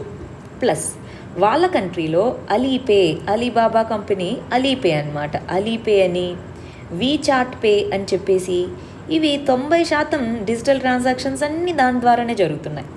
వాటిని కంట్రోల్ చేయొచ్చు. ఎందుకు? ఇప్పుడు గవర్నమెంట్ ద్వారా స్పాన్సర్ చేయబడిన కరెన్సీ కాబట్టి. ఇలాగా వీటన్నిటి ప్లాన్స్తో డిజిటల్ కరెన్సీని చేస్తుంది అంటున్నారు. అయితే మన కంట్రీలో అసలు క్రిప్టో కరెన్సీని మన ఆర్బీఐ అలో చేయట్లేదు. అది పక్కన పెడితే మన వాళ్ళు క్రిప్టో కరెన్సీతో ముందుకెళ్ళాలా అని ఆలోచించిన ప్లాన్ ఉంది చూసారా, దాన్ని కూడా మన ఆర్బీఐ అనేది పెద్దగా దాని వైపుగా మొగ్గు చూపట్లేదన్నమాట. వద్దు ఈ క్రిప్టో కరెన్సీ ఇదంతా కూడా చాలా అన్సర్టనిటీతో కూడుకున్నది అని. కానీ ఇప్పుడు చైనా చేస్తున్న ఎక్స్పెరిమెంట్ని అందరూ చాలా జాగ్రత్తగా చూస్తున్నారనమాట. ఎలా వెళ్తుందో ఏంటో చూద్దాము, దీని తర్వాత మనం డెసిషన్ తీసుకుందాం అన్నట్టుగా చూస్తున్నాయన్నమాట. ఇది డిజిటల్ కరెన్సీ ప్లాన్ ఏంటో. కానీ ఇక్కడ గమనించాలండి, ఈ డిజిటల్ కరెన్సీకి చైనా అనేది చాలా ఈజీగా మిగిలిన కంట్రీస్ని ఒప్పించగలదు దీన్ని వాడుకోవడానికి. ఎలా ఒప్పించగలదు అనుకుంటున్నారు? ఇది బెల్ట్ అండ్ రోడ్ ఇనిషియేటివ్ అనే దాని కింద చాలా మనీని స్పెండ్ చేస్తుంది చాలా ప్రాజెక్ట్స్ మీద. బెల్ట్ అండ్ రోడ్ ఇనిషియేటివ్ పేరు విన్నారు కదా. సో దాంట్లో ఇప్పుడు మేము మీకు డిజిటల్ కరెన్సీలో పే చేస్తామంటే అలాగ దానికి ప్రమోట్ చేసుకునేటటువంటి ప్లేసెస్, అవెన్యూస్ కూడా ఉన్నాయి. సో స్లోగా అది డాలర్ని రీప్లేస్ చేస్తుందేమో అన్నటువంటి ఫియర్స్ కూడా ఉన్నాయన్నమాట. నెక్స్ట్ ఆర్టికల్ వచ్చేసి గుజరాత్ మోడల్. ప్రతిసారి గుజరాత్ మోడల్ ఆఫ్ డెవలప్మెంట్ అన్నారు కదా. మరి ఇక్కడ చూడండి, కేసులు పెరుగుతూ ఉన్నాయి, హాస్పిటల్ బెడ్స్ ఇవన్నీ కూడా అవైలబుల్గా లేకుండా ఉన్నటువంటి పరిస్థితి వరకు వచ్చారు. మరి హెల్త్ కేర్ మీద స్పెండ్ చేయాలి, అది ఇక్కడ చెప్తున్నదండి. సో హెల్త్ మేనేజ్మెంట్ అనేది బెటర్గా ఉండాలి, హెల్త్ కేర్ మీద స్పెండ్ చేయాలి. కేరళ మోడల్ అన్నది హెల్త్ కేర్కి మనం మోడల్గా తీసుకోవాల్సింది అని చెప్తున్నారు. పెద్దగా దీని నుంచి నేర్చుకునేది ఏం లేదండి. ఓవరాల్గా హెల్త్ కేర్ మీద ఏ స్టేట్స్ అయితే ఎక్కువ స్పెండ్ చేస్తాయో అవి కరోనా వైరస్ని తట్టుకొని బాగా నిలబడగలిగాయి అన్నమాట. నెక్స్ట్ గమనించండి, నెక్స్ట్ వచ్చేసి మన తెలంగాణలో ఈ రెగ్యులేటెడ్ క్రాపింగ్ పాలసీ ఏదైతే ఉందో దానికి సంబంధించింది. దీన్ని మనం ఎకానమీ కింద అగ్రికల్చర్ చదువుకుంటామా. సో ఎకానమీలో అగ్రికల్చరల్ రిఫార్మ్స్ అన్న దాని కింద చదువుకుంటామండి.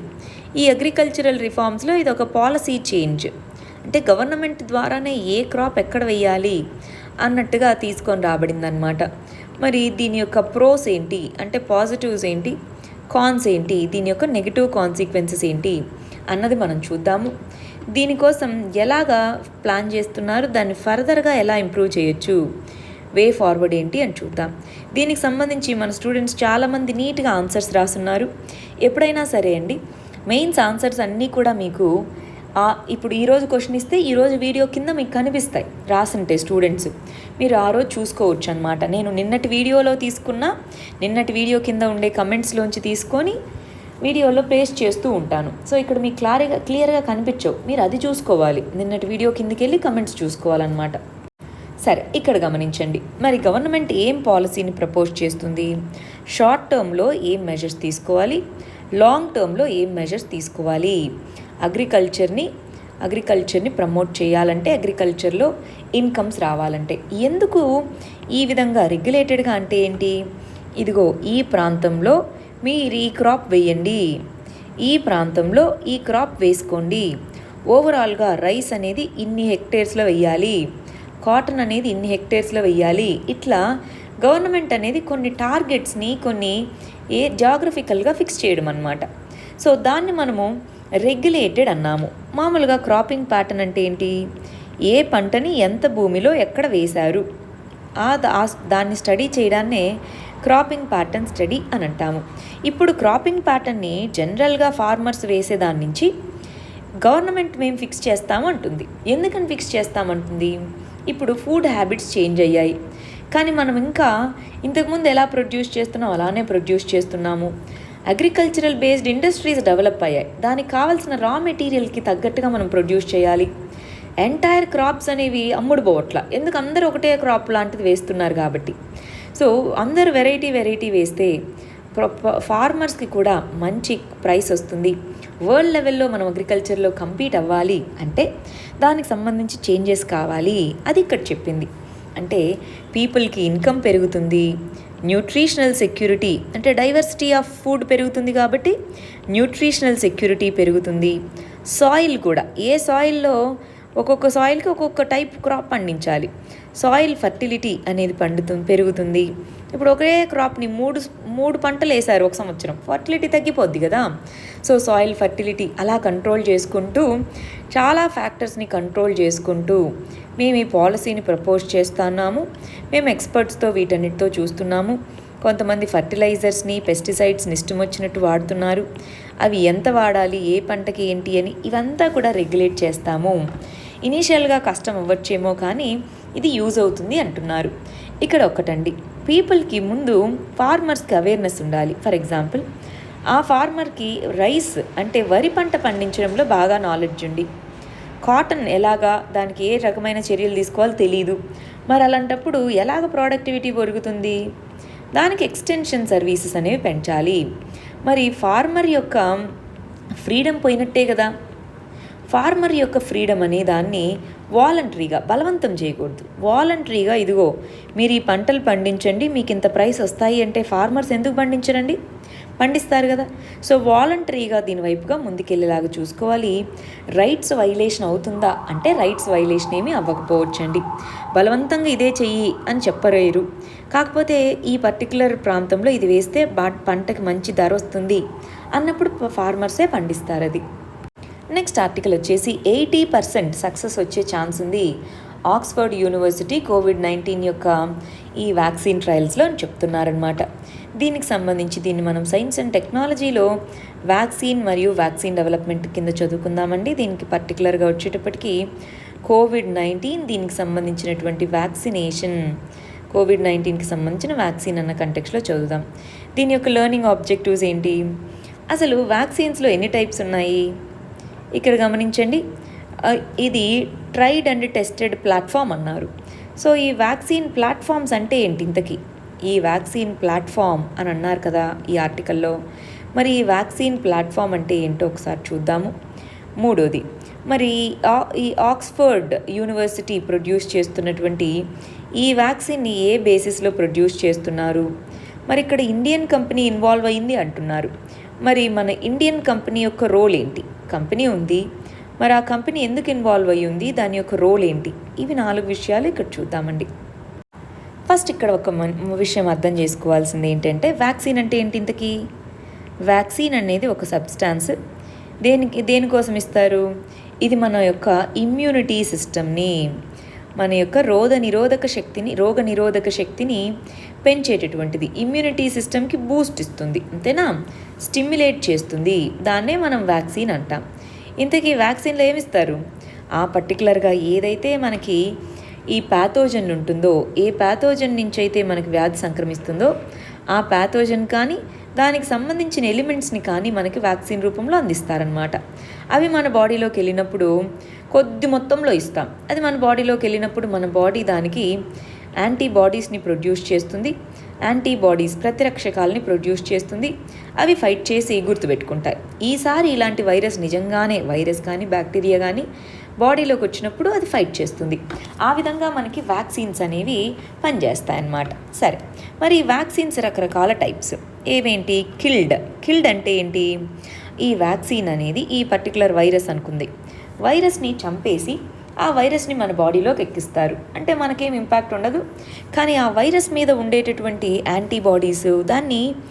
యాంటీజెన్స్ని దాన్ని మన బాడీ గుర్తించి దాన్ని గుర్తుపెట్టుకొని దాని మీద ఫైట్ చేయడానికి యాంటీబాడీస్ని రెడీగా పెట్టుకుంటుంది. లైవ్ అటెన్యూయేటెడ్ అంటే బ్రతికే ఉంటుంది, కానీ దాని యొక్క ఇంపాక్ట్ ఏమీ ఉండదన్నమాట. దాన్ని కెమికల్స్, హీట్ అదంతా ఉపయోగించి దాన్ని రెప్లికేట్ అవ్వకుండా, దాని ఇంపాక్ట్ లేకుండా చేస్తారు. మూడోది సబ్ యూనిట్, అంటే మొత్తం వైరస్నో మొత్తం బ్యాక్టీరియానో కాకుండా దాంట్లో ఉండే ఒక చిన్న జీన్నో లేదా ఒక చిన్న టాక్సిన్నో తీసుకొని దాన్ని మన బాడీలోకి ఎక్కిస్తే అప్పుడు కూడా మన బాడీ దాన్ని ఫైట్ చేయగలుగుతుంది. అలా కాకుండా డిఎన్ఏ వ్యాక్సిన్ అంటే వైరస్ నుంచో బ్యాక్టీరియా నుంచో ఒక చిన్న జీన్ని తీసుకొని ఆ జీన్ని మన బాడీలోకి ఎక్కిస్తే అప్పుడు కూడా ఓకే ఇది ఫారిన్ ఎలిమెంట్ అని చెప్పి మన బాడీ యాంటీబాడీస్ని ప్రొడ్యూస్ చేస్తుంది. అలాగే మనకి రకరకాల వ్యాక్సిన్స్ ఉండగా ఎల్లో ఫీవర్ అనుకోండి, ఎల్లో ఫీవర్కి సంబంధించి లైవ్ వీకెండ్ వ్యాక్సిన్ ఇస్తారు. వీకెండ్ దాన్ని ఇస్తారంటే 2వ టైప్ని ఇస్తారు. బీసీజీ ఇది దేనికి ఇస్తారు? టీబీకి. దీన్ని కూడా లైవ్ అటెన్యూయేటెడ్ నుంచి ఇస్తారు. సో పోలియోకి కిల్డ్ వైరస్ని ఇస్తారు. లైవ్ అటెన్యూయేటెడ్ కూడా ఇస్తారనమాట. లైవ్ అటెన్యూయేటెడ్ని ఓరల్ అంటే నోట్లో వేసే పోలియో చుక్కలు ఉంటాయా, ఓరల్ వ్యాక్సిన్స్ లైవ్ అటెన్యూయేటెడ్ ఉంటాయి. ఇంట్రావీనస్ అంటే ఇంజెక్షన్స్ ద్వారా వేసే వాటికి కిల్డ్ వ్యాక్సిన్స్ ఉంటాయన్నమాట. సరే, ఇప్పుడు ఆక్స్ఫర్డ్ యూనివర్సిటీ ఏం చేస్తుందో చూద్దాం. ఆక్స్ఫర్డ్ యూనివర్సిటీ CHAD-0X1 అనేటటువంటి ఈ వ్యాక్సిన్ని డెవలప్ చేయడం అన్నమాట. ఇది అడినో వైరస్ అనేది కామన్ కోల్డ్కి సంబంధించింది. దీన్ని తీసుకొని దాన్ని లైవ్ అటెన్యూయేటెడ్ ఫామ్లో తీసుకొని వచ్చారనమాట. దీని యొక్క జీన్స్ కరోనా వైరస్ యొక్క జీన్స్ సిమిలర్గా ఉంటాయి కాబట్టి దీన్ని మన బాడీలోకి వ్యాక్సిన్ ఫామ్లో ఇస్తే ఇప్పుడు కరోనా వైరస్ కూడా మన బాడీలోకి ఎంటర్ అయినప్పుడు దాంట్లో ఉండే స్పైక్ ప్రోటీన్ ఉంటుందా, దాన్ని గుర్తించి ఓహో ఆ రోజు ఇది వస్తే ఇలా ఫైట్ చేశాను కదా అని ఈ కరోనా వైరస్ని కూడా ఫైట్ చేస్తుంది బాడీ. అలాగే ఇమ్యూనిటీ బూస్ట్ అవుతుంది. ఇది లైవ్ అటెన్యూయేటెడ్ వ్యాక్సిన్, గుర్తుపెట్టుకోవాలి. సరే, ఇక్కడ ఏం చెప్తున్నారు? సీరం ఇన్స్టిట్యూట్ ఆఫ్ ఇండియా అనేది ఉంది. ఈ సీరం ఇన్స్టిట్యూట్ ఆఫ్ ఇండియా గవర్నమెంట్ది కాదండి, ప్రైవేట్ కంపెనీ. ఈ సీరం ఇన్స్టిట్యూట్ ఆఫ్ ఇండియా వచ్చేసి ఆక్స్ఫర్డ్ యూనివర్సిటీ రీసెర్చ్ జరిపి దాని తర్వాత ఈ అస్ట్రాజెనెకా అనేటటువంటి ఈ పర్టికులర్ కంపెనీకి దాని రైట్స్ని ఇచ్చింది. ఇదిగో ఇది సక్సెస్ఫుల్ అయితే మీరు డెవలప్ చేసుకోండి అని. ఆ కంపెనీతో ఈ serum institute of India collaborate అయ్యి ఇప్పుడు కనుక ఈ వ్యాక్సిన్ సక్సెస్ఫుల్ అయిందంటే దాన్ని లార్జ్ స్కేల్లో మ్యానుఫ్యాక్చర్ చేయాలి కదా. ఆ మ్యానుఫ్యాక్చరింగ్ చేసే ఫెసిలిటీస్ మన ఇండియాలో ఉన్నాయన్నమాట. రీసెర్చ్ అండ్ డెవలప్మెంట్ వేరే కంట్రీలో, మ్యానుఫ్యాక్చర్ చేసేవి మన కంట్రీలో ఉన్నాయి. దాన్ని తీసుకొని వస్తాము అని చెప్తున్నారు. ఈ CHAD-0X1 పేరుని AZD-1222గా మార్చడం జరిగిందనమాట. సో దాంతో డీల్ చేసుకున్నారు. మన ఇండియాకున్న స్పెషాలిటీ ఏంటంటే ఈ 60 to 70% ప్రపంచంలో ప్రొడ్యూస్ మ్యానుఫ్యాక్చర్ అయ్యేటటువంటి వ్యాక్సిన్స్లో 60 to 70% వ్యాక్సిన్స్ మన ఇండియాలోనే తయారవుతాయన్నమాట. అంటే రీసెర్చ్ వాళ్ళు చేయొచ్చు, ఆ టెక్నాలజీని తీసుకొని మనం మ్యానుఫ్యాక్చర్ చేసి సప్లై చేస్తున్నాము. ఇదిగో ఈ పర్టికులర్ AZD1222 80% సక్సెస్ అయ్యే ఛాన్సెస్ ఉన్నాయి. లైవ్ అటెన్యూయేటెడ్ కదా, ఇది ఆల్రెడీ మనం ఇలాంటి వ్యాక్సిన్స్ చాలా ఉన్నాయి అన్నట్టుగా చెప్తున్నారు.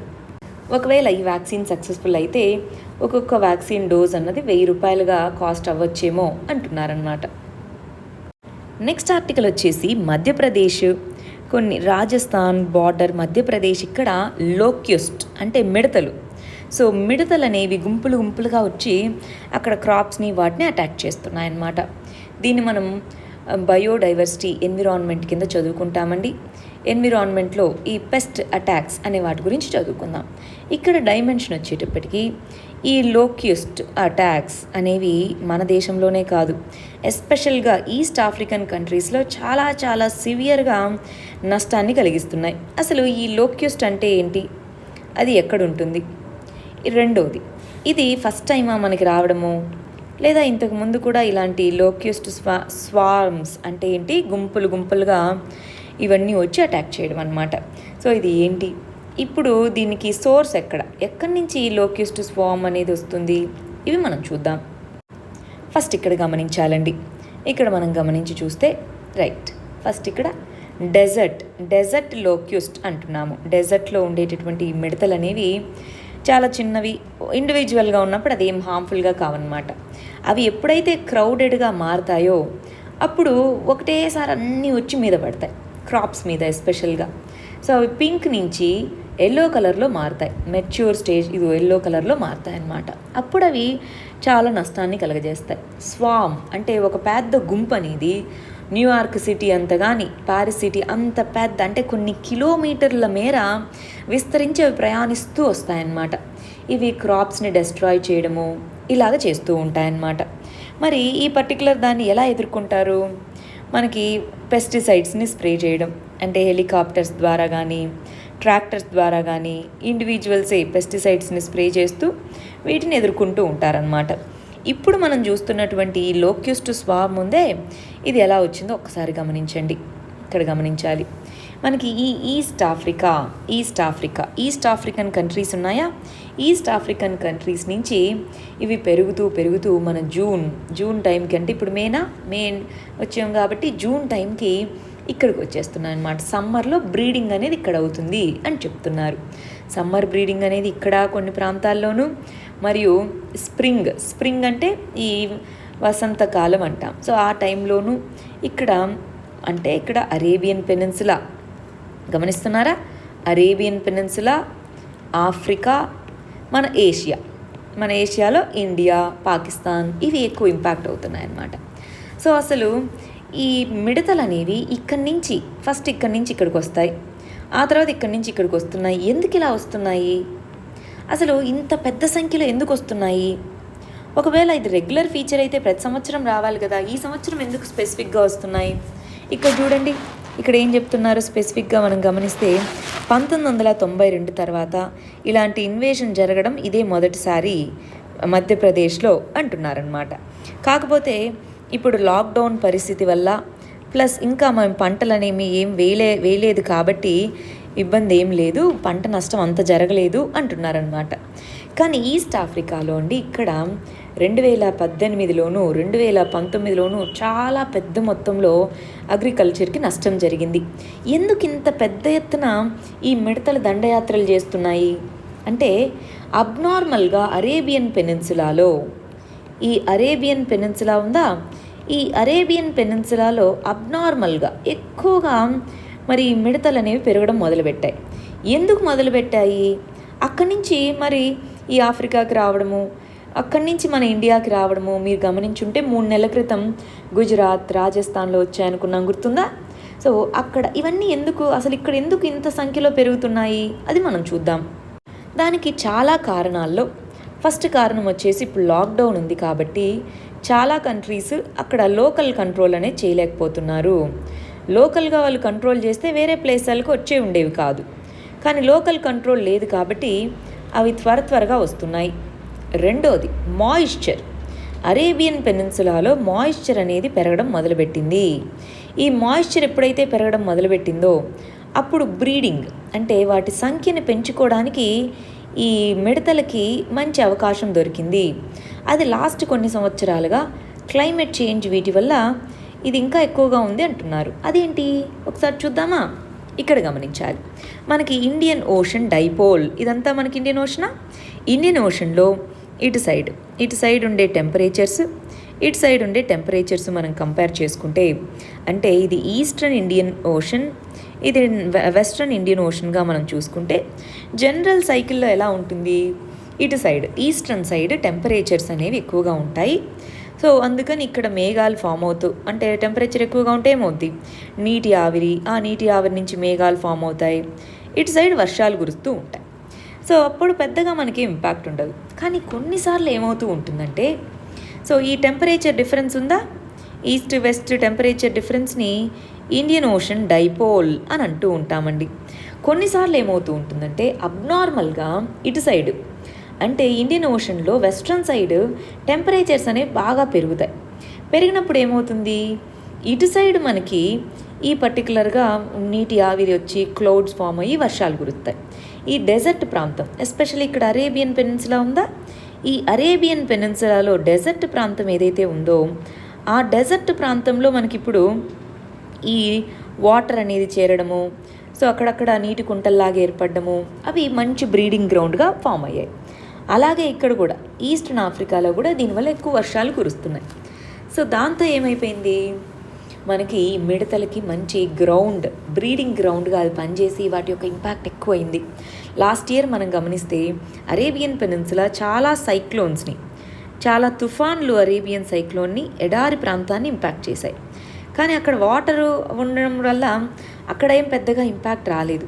కానీ ఈ మిడతల వల్ల ఇటు సైడ్ ఎక్కువగా ఇంపాక్ట్ అవ్వడం మొదలుపెట్టిందనమాట. దాని నుంచి ఇటు సైడ్ రావడం మొదలుపెట్టాయి. దాంతో పాకిస్తాన్, ఇండియా, బంగ్లాదేశ్ ఈ కంట్రీస్కి ఈ మిడతల బెడద అనేది ఎక్కువైంది. ఈ విధంగా నార్మల్గా ఉండాల్సిన టెంపరేచర్స్ కంటే ఎక్కువ టెంపరేచర్స్ ఉంటే దాన్ని పాజిటివ్ ఫేజ్ అని అంటాము. దాన్ని Indian ocean dipole positive phase అని. సో మనకు చెప్తుంది ఏంటంటే, ఈ క్లైమేట్ చేంజ్ పెరగడం వల్ల టెంపరేచర్స్ పెరుగుతున్నాయి. దానివల్ల ఈ ఇండియన్ ఓషన్ డైపోల్ అనే దానివల్ల వర్షాలు కురిసి ఇంపాక్ట్ ఎక్కువగా ఉంది. ప్లస్ లోకల్ కంట్రోల్ చేయలేదు కాబట్టి దీని యొక్క ఇంపాక్ట్ ఎక్కువగా ఉంది. కాకపోతే మన అగ్రికల్చర్ మీద ఎక్కువ ఇంపాక్ట్ చూపించకుండా ఉండేదానికి కారణం ఏంటి అంటే, ఆల్రెడీ పంటను కోసేసి ఉన్నారు, ఇంకా న్యూ క్రాప్ వేయలేదు. సో పొలాలు ఇంకా ఖాళీగా ఉన్నాయి కాబట్టి పెద్దగా నష్టం రాలేదు. అలా కాకుండా పొలాలు కనుక పంట ఉండుంటే చాలా నష్టం వచ్చుండేది. మనకిక్కడ సెంట్రల్ లోక్యూస్ట్ ఆర్గనైజేషన్ అనేది ఉందండి. ఈ సెంట్రల్ లోక్యూస్ట్ ఆర్గనైజేషన్ అనేది ఈ లోక్యూస్ట్ మూమెంట్ ఎలా ఉంది, దాని ఫోర్కాస్ట్ ముందుగానే ఇలా ఉండొచ్చు పరిస్థితి అని చెప్పి ఎప్పటికప్పుడు మనకి వార్నింగ్స్ ఇస్తూ ఉండేదే ఈ సెంట్రల్ లోక్యూస్ట్ ఆర్గనైజేషన్ అన్నది. సో ఇది అర్థమైందా? ఇండియన్ ఓషన్ డైపోల్ అంటే ఏంటో ఈ కాన్సెప్ట్ అర్థమైంది కదండి. నెక్స్ట్ ఆర్టికల్ చూడండి. నెక్స్ట్ ఆర్టికల్ వచ్చేసి ఓపెన్ స్కైస్ ట్రీటీ అనేటటువంటి ట్రీటీ నుంచి మేము బయటికి వెళ్ళిపోతున్నాము, అసలు రష్యా ఏమో దీన్ని ఏం పాటించట్లేదు, మేమెందుకు పాటించాలి అన్నట్టుగా యుఎస్ఏ చెప్పి మేము ఎగ్జిట్ అవుతాము అని చెప్పడం జరిగిందండి. దీన్ని ఏ సబ్జెక్ట్లో చదువుకుందాం? ఇంటర్నేషనల్ రిలేషన్స్లో చదువుదాం. ఇంటర్నేషనల్ రిలేషన్స్లో ఇక్కడ డైమెన్షన్ వచ్చేటప్పటికి ఆర్మ్స్ కంట్రోల్ ట్రీటీ అని అంటాము. ఆర్మ్స్ కంట్రోల్ ట్రీటీ అంటే ఏంటి? ఏ దేశం దగ్గర ఎన్ని ఆర్మ్స్ ఉన్నాయి, ఆర్మ్స్ అంటే ఇక్కడ వెపన్స్, అవి ఎలా కంట్రోల్ చేసుకోవాలి ఏంటి అని చెప్పేది. సరే, అసలు మనము ఈ ఆర్మ్స్ కంట్రోల్ ట్రీటీస్ ఇంకా ఏమన్నా ఉన్నాయా ఇంతకుముందు? ఇది ఒకటేనా? సరే, ఇదే అయితే అసలు ఈ ఓపెన్ స్కైస్ ట్రీటీ అంటే ఏంటి, దాని యొక్క పర్పస్ ఏంటి, మరి యుఎస్ఏ ఎందుకు దీని నుంచి బయటకు వచ్చేస్తుంది, రీజన్స్ ఏంటి, ఇవి మనం ఇక్కడ తెలుసుకోవాలండి.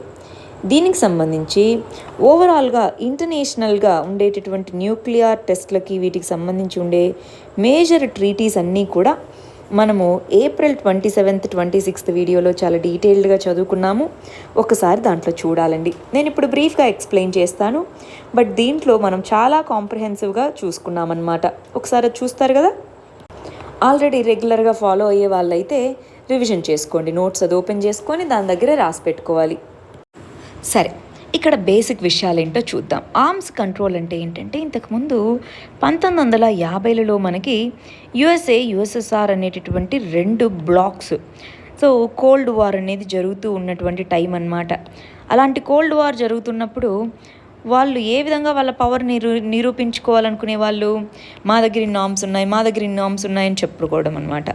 అలాగ యుఎస్ఎస్ఆర్ మధ్య ఆర్మ్స్ రేస్ అనేది మొదలైంది. ఆర్మ్స్ అంటే కన్వెన్షనల్ వెపన్స్ అవ్వచ్చు, లేదా న్యూక్లియర్ వెపన్స్ అవ్వచ్చు. కన్వెన్షనల్, న్యూక్లియర్ ఇవి 2 పెరుగుతూ వెళ్తున్నాయన్నమాట. అలాంటప్పుడు ఎవరు ఎక్కువ వెళ్తారో తెలీదు, ఇద్దరికీ కన్ఫ్యూజనే. అప్పుడు వీళ్ళిద్దరూ వచ్చి ఏమనుకున్నారంటే, అలా కాదు, కొన్ని మనము ఆర్మ్స్ ట్రీటీస్ అనేవి పెట్టుకుందాము, ఆర్మ్స్ని కంట్రోల్ చేసుకుని ట్రీటీస్ అనేవి పెట్టుకుందాము అని చెప్పి అనుకున్నారు. సో ఆర్మ్స్ కంట్రోల్ ట్రీటీస్ కింద రకరకాల ట్రీటీస్ అనేవి చేసుకున్నారనమాట. ఆ ట్రీటీస్లో మనకి న్యూ స్టార్ట్ ట్రీటీ, ఇది లేటెస్ట్ది, ఇప్పుడు ఇంప్లిమెంట్ చేస్తూ ఉంది ఇదన్నమాట. న్యూ స్టార్ట్ ట్రీటీ అనేది ఉంది. ఈ ట్రీటీ ప్రకారం ఏంటి, వాళ్ళకు ఉన్నటువంటి స్ట్రాటజిక్ వెపన్స్ని లిమిట్ చేసుకోవాలి అన్నదన్నమాట. ఇది 2021 ఫిబ్రవరికి అయిపోతుంది దీని టైం పీరియడ్. ఆ తర్వాత ఇలాంటి ట్రీటీ కనుక ఏం చేసుకోలేదనుకోండి 2 దేశాలు, ఏమవుతుంది, వాళ్ళు ఇష్టం వచ్చినట్టుగా వాళ్ళు number of arms, nuclear weapons కావచ్చు, ఇంకోటి కావచ్చు, పెంచుకుంటూ వెళ్తారు. సరే, అలాగా ఆర్మ్ కంట్రోల్ ట్రీటీస్లో ఓపెన్ స్కైస్ ట్రీటీ అనేది ఒక ఇంపార్టెంట్ అనమాట. ఇదేం చెప్తుందో ఒకసారి చూద్దామా. దీంట్లో మనకి ఏమన్నారు, 1992లో యాక్చువల్గా అండి దీన్ని 1950స్లోనే ప్రపోజ్ చేస్తారు, కానీ అప్పటి నుంచి ఎవరు పట్టించుకోరు. 1992లో ఓపెన్ స్కైస్ ట్రీటీ అంటే ఏంటి, మేము మీ దేశంలోకి వచ్చి విమానాల ద్వారా ఇలాగ చూస్తాం, అంటే మీ డిఫెన్సులు ఎక్కడెక్కడ ఉన్నాయి, అసలు ఏమేమి జరుగుతున్నాయి మీ కంట్రీలో డిఫెన్స్కి సంబంధించి మేము సర్వీలియన్స్ చేసుకుంటాము అని అన్నారు. సరే, మేము కూడా సర్వీలియన్స్ చేసుకుంటాము, మీరు మీ స్పేస్ని ఓపెన్ చేయండి అని అన్నారు. సరే అనుకొని అలాగ అగ్రిమెంట్ చేసుకుంటారు. 35 కంట్రీస్ సైన్ చేస్తాయి, కానీ దాంట్లో 34 మాత్రమే రాటిఫై చేస్తాయి. రాటిఫై అంటే ఏంటండి, దాన్ని ఇంప్లిమెంట్ చేయగలగడం అన్నమాట, చేస్తాయన్నమాట. ఈ పర్టికులర్ కిర్గిస్తాన్ ఉందా, కిర్గిస్తాన్ సైన్ చేస్తుంది కానీ రాటిఫై చేయదు. ఓవరాల్గా 35 కంట్రీస్ సైన్ చేస్తే 34 మాత్రమే దీన్ని ఇంప్లిమెంట్ చేస్తున్నాయి. దాని మీనింగ్ ఏంటి, ఫర్ ఎగ్జాంపుల్ యుఎస్ఏ, ఇది రష్యా అనుకోండి. యుఎస్ఏ వెళ్ళి రష్యాలో దాని ఫ్లైట్తో ఎక్కడెక్కడ డిఫెన్స్ ఇన్స్టాల్మెంట్స్ ఉన్నాయి ఏంటి అని చెప్పి మొత్తము స్కాన్ చేసుకొని రావచ్చు. రష్యా కూడా వెళ్ళి అలా చేసుకొని రావచ్చు. ఇక్కడ చూడండి, ఒక ఎయిర్ క్రాఫ్ట్ అనేది వెళ్ళి కొన్ని సెన్సార్స్ని వాటిని ఉపయోగించి అక్కడ మిలిటరీ ఎక్విప్మెంట్ ఎక్కడుంది, artillery, fighter air crafts, vehicles ఏమున్నాయి అవన్నీ స్కాన్ చేసుకొని వస్తుంది. మామూలుగా శాటిలైట్స్ నుంచి కూడా చేయొచ్చు కదా, శాటిలైట్స్ నుంచి కూడా చూడొచ్చు కదా. కాకపోతే శాటిలైట్స్ నుంచి అంత క్లియర్ ఇమేజెస్ రావు, క్లియర్ డేటా రాదు, కాబట్టి ఈ విధంగా సర్వీలియన్స్ చేపట్టడం అన్నమాట. మరి ఇది ఎందుకు అంటే, ఇదిగో మా దగ్గర ఇన్నే ఉన్నాయి చూడండి అని కన్ఫర్మేషన్ కోసం, క్లారిటీ, ఆ క్లారిటీ ఇస్తారు. దీంట్లో మరి కాన్ఫిడెన్స్ బిల్డ్ అవుతుంది కాబట్టి దీన్ని చేయడం అన్నమాట. మరి ఇక్కడ గుర్తుపెట్టుకోవాలి, యుఎస్ఏ రష్యా 2 మెంబర్సే. యుఎస్ఏ ఏమంటుంది, ప్రతిసారి రష్యా అనేది ఏదో ఒక కారణం చెప్పి వాళ్ళ కంట్రీలోకి సరిగా పర్మిషన్స్ ఇవ్వట్లేదు, మేమేమో ఎన్ని పర్మిషన్స్ ఇస్తున్నా వాళ్ళు ఇవ్వట్లేదు, ఇది అన్జస్టిఫైడ్, మేము బయటకు వచ్చేస్తున్నాము, దీని నుంచి మళ్ళీ రష్యా ఒప్పుకుంటే అన్నీ సక్రమంగా ఉంటే మళ్ళీ మేము జాయిన్ అవ్వడానికి ఆలోచిస్తాము, ఇప్పటికైతే బయటకు వచ్చేస్తున్నాం అని చెప్పారనమాట. ఇదిగోండి, ఆల్ స్టేట్ పార్టీస్ ఏ కంట్రీ మీదైనా సరే వాళ్ళు వెళ్ళి చూసుకోవచ్చు అనమాట. అయితే ఇక్కడ ఒక సిగ్నిఫికెంట్ విషయం ఏంటో తెలుసా, ఇండియా, చైనా ఇవి 2 దీంట్లో లేవన్నమాట. ఇప్పుడు యుఎస్ఏ ప్లాన్ ఏంటి, మళ్ళీ నేను జాయిన్ అయితే యుఎస్ఏ కూడా చైనా కూడా ఉండాలి అని నేను అడుగుతాను అని అనుకుంటుందన్నమాట. సో ప్రస్తుతానికి చైనా దాంట్లో మెంబర్గా లేదు. మోస్ట్లీ ఈ 35 కంట్రీస్ అన్నీ కూడా ఇటు యూరోపియన్ కంట్రీస్, ఇటు అమెరికన్ కంట్రీస్, సౌత్ అమెరికా ఇవి ఉన్నాయా, ఈ అమెరికన్ కంట్రీస్, రష్యా ఇవి ఉన్నాయన్నమాట, సెంట్రల్ ఏషియన్ కంట్రీసే, కానీ మన ఇండియా, చైనా లేవు. మరి మన ఇండియాకి మనము జపాన్తో ఇలాంటి అగ్రిమెంట్ చేసుకున్నాం, మన 2 దేశాల మధ్య బైలేటరల్గా. ఓపెన్ స్కైస్ ట్రీటీ అనేది 2017లో చేసుకున్నాము. మన నేషనల్ సివిల్ ఏవియేషన్ పాలసీ ప్రకారం 2 దేశాల మధ్య డిఫెన్స్ కోఆపరేషన్ పెంచుకోవడానికి అని చెప్పేసి మనము జపాన్తో ఈ ఓపెన్ స్కైస్ అగ్రిమెంట్ చేసుకున్నాము. ఇవి గుర్తుపెట్టుకోవాలండి. యుఎస్ఏ ఇప్పుడు బయటకు వచ్చేసింది. ఇక్కడ గమనించండి, ఓపెన్ స్కైస్ ట్రీటీ ఇది. దీనికి సంబంధించి కోల్డ్ వార్ టైంలోనే అడిగారనమాట. అప్పుడు ఉన్నటువంటి యుఎస్ ప్రెసిడెంట్ డ్వైట్ ఈజెన్హోవర్ అడిగారు, కానీ అప్పుడు దాన్ని ఇంప్లిమెంట్ చేయలేదు. ఇప్పుడు 1992 అప్పటికి యుఎస్ఎస్ఆర్ డిసింటిగ్రేషన్ అయిపోవడం మొదలుపెట్టింది. డిసింటిగ్రేట్ అయిపోయిన తర్వాత దాన్ని సైన్ చేసుకున్నారు, కానీ అది ఎఫెక్ట్ అంటే రాటిఫై చేసి అందరూ ఇంప్లిమెంట్ చేసే టైంకి 2002 అయింది. అప్పటి నుంచి ఇంప్లిమెంట్ చేస్తున్నారు. ఇప్పుడేమో ఇలాంటి ప్రాబ్లం వచ్చింది. అయితే అమెరికా ఇలానే చేస్తూనే ఉంది, దాని బుద్ధే అంతా అన్నట్టుగా రష్యా చెప్తుందన్నమాట. Last year intermediate range nuclear forces treaty నుంచి కూడా బయటకు వచ్చేసింది. ఇలాగ న్యూ స్టార్ట్ ట్రీటీ అనేది నెక్స్ట్ ఇయర్ ఎండ్ అయిపోతుంది. అది కూడా వీళ్ళు చేసుకోరు, చూడండి వీళ్ళు కావాలని ఇలా చేస్తున్నారన్నట్టుగా రష్యా అక్యూజ్ చేస్తుంది. యుఎస్ఏ ఏమో అలా కాదు, రష్యానే సరిగా చేయట్లేదు అన్నట్టుగా రష్యాని క్రిటిసైజ్ చేస్తుంది అనమాట. ఏదేమైతేనేమి నెక్స్ట్ వచ్చే కొద్ది సంవత్సరాల్లో ఇప్పుడు ప్రతిసారి యుఎస్ఏ ఏముంటుంది, ఏ ట్రీటీలోనూ రష్యా మన ఇద్దరమే ఉన్నాము, చైనాను కూడా తేవాలి అంటే ఈసారి న్యూ ట్రీటీస్ తెస్తే చైనాను కూడా తీసుకొని రావాలన్నది యుఎస్ఏ యొక్క ప్లాన్ అనమాట. ఎందుకు ట్రీటీస్ అని చెప్పేసి వాళ్ళు రష్యా చైనా ఏమో వాళ్ళ యొక్క ఆర్మ్స్ ఎన్ని డెవలప్ చేసుకోవాలని లిమిట్ పెట్టుకుంటుంటే చైనా ఇష్టం వచ్చినట్టుగా డెవలప్ చేసుకుంటుంది. అది ముందుకెళ్ళిపోతుంటే మనం ఇక్కడే ఉండిపోతామేంటి అన్న ఉద్దేశంతో ఇలాగా యుఎస్ఏ అనేది ఇలా చేయడం కూడా జరుగుతూ ఉందన్నమాట. నెక్స్ట్ ఇది ఐఆర్కి సంబంధించిన అప్డేట్స్ అండి. న్యూ సెక్యూరిటీ లా ఏదైతే ఉందో ఇదేంటి, హాంకాంగ్కి సంబంధించి దాంట్లో గవర్నమెంట్ యొక్క ఇంపాక్ట్, ఇక్కడ చైనా యొక్క ఇంపాక్ట్ని దీంట్లో ఎక్కువ ఉండే విధంగా దీన్ని తీసుకొని రావడం అన్నమాట. మామూలుగా హాంకాంగ్కి ఏమనుకున్నాం, సపరేట్ చట్టాలనేవి ఉంటాయి అనుకున్నాం కదా. వాళ్ళకి బేసిక్ లా అనేది ఉంది. బేసిక్ లా అనేది వాళ్ళకి కాన్స్టిట్యూషన్ లాగా అనమాట. మరి అది ప్రొటెక్ట్ చేస్తుంది వాళ్ళ యొక్క సెక్యూరిటీ కానీ అదంతా ఎలా ఉండాలి ఏంటి అదంతా. కానీ ఇప్పుడు చైనా అనేది కొత్త చట్టంతో దాని మీద కంట్రోల్ని పెంచుకోవాలి అని ప్రయత్నిస్తుంది. మనం నిన్న దీని గురించి చాలా డీటెయిల్డ్గా హాంకాంగ్ చైనా రిలేషన్స్ గురించి చదువుకున్నాం, ఒకసారి రివైజ్ చేసుకోవాలి. నెక్స్ట్ చూడండి, పాలస్తీనా. సో పాలస్తీనాకు సంబంధించి పాలస్తీనియన్స్ని లిబరేట్ చేయడం అన్నది ఇస్లామిక్ డ్యూటీ అన్నట్టుగా ఇరాన్ యొక్క అయోతుల్లా ఖామినేని, ఇతను రిలీజియస్ హెడ్ అనమాట, ఈయన చెప్పడం జరిగింది. మిగిలిన వాళ్ళందరూ కూడా అరబ్ పప్పెట్స్ లాగా వ్యవహరిస్తున్నాయంటే వెస్ట్రన్ పవర్స్కి. కానీ ఇస్లామిక్ డ్యూటీ వచ్చేసి పాలస్తీనాలో జరుగుతున్నటువంటి అన్యాయాన్ని ఎదిరించడమే అన్నారు. మరి ఏంటి అది, ఏం జరుగుతుంది ఇంతకీ అది తెలియాలంటే మరి 21 రోజు ఇజ్రాయెల్ పాలస్తీనా గురించి చాలా డీటెయిల్డ్గా ఒక 10 minutes ఉండేలాగా వీడియోలో డిస్కస్ చేసుకున్నాం. ఒక్కసారి ఇది చూస్తే ఇదేంటో మీకు అర్థమైపోతుంది. ఇవాళ లాస్ట్ ఆర్టికల్ వచ్చేసి జస్ట్ ఒక ఫ్యాక్చువల్ పాయింట్ అండి. కుదోల్ అనేటటువంటి ఇనిషియేటివ్ ఏదైతే ఉందో ఆ ఇనిషియేటివ్ని యునైటెడ్ నేషన్స్ వచ్చేసి ఇది టాప్ 10 వరల్డ్లో టాప్ 10 ఇంక్లూజివ్ ఫైట్, అంటే కరోనా వైరస్కి సంబంధించి ఫైట్ చేస్తున్నాం కదా, మరి అందరి కమ్యూనిటీస్ కోసం అందరి కమ్యూనిటీస్ని హెల్ప్ అయ్యే విధంగా ఉండాలి. మరి అలాంటి వాటిలో అలాంటి ఇనిషియేటివ్స్లో ఈ కుదోల్ అనేటటువంటి ఇనిషియేటివ్ ఒకటి అని చెప్పడం జరిగింది.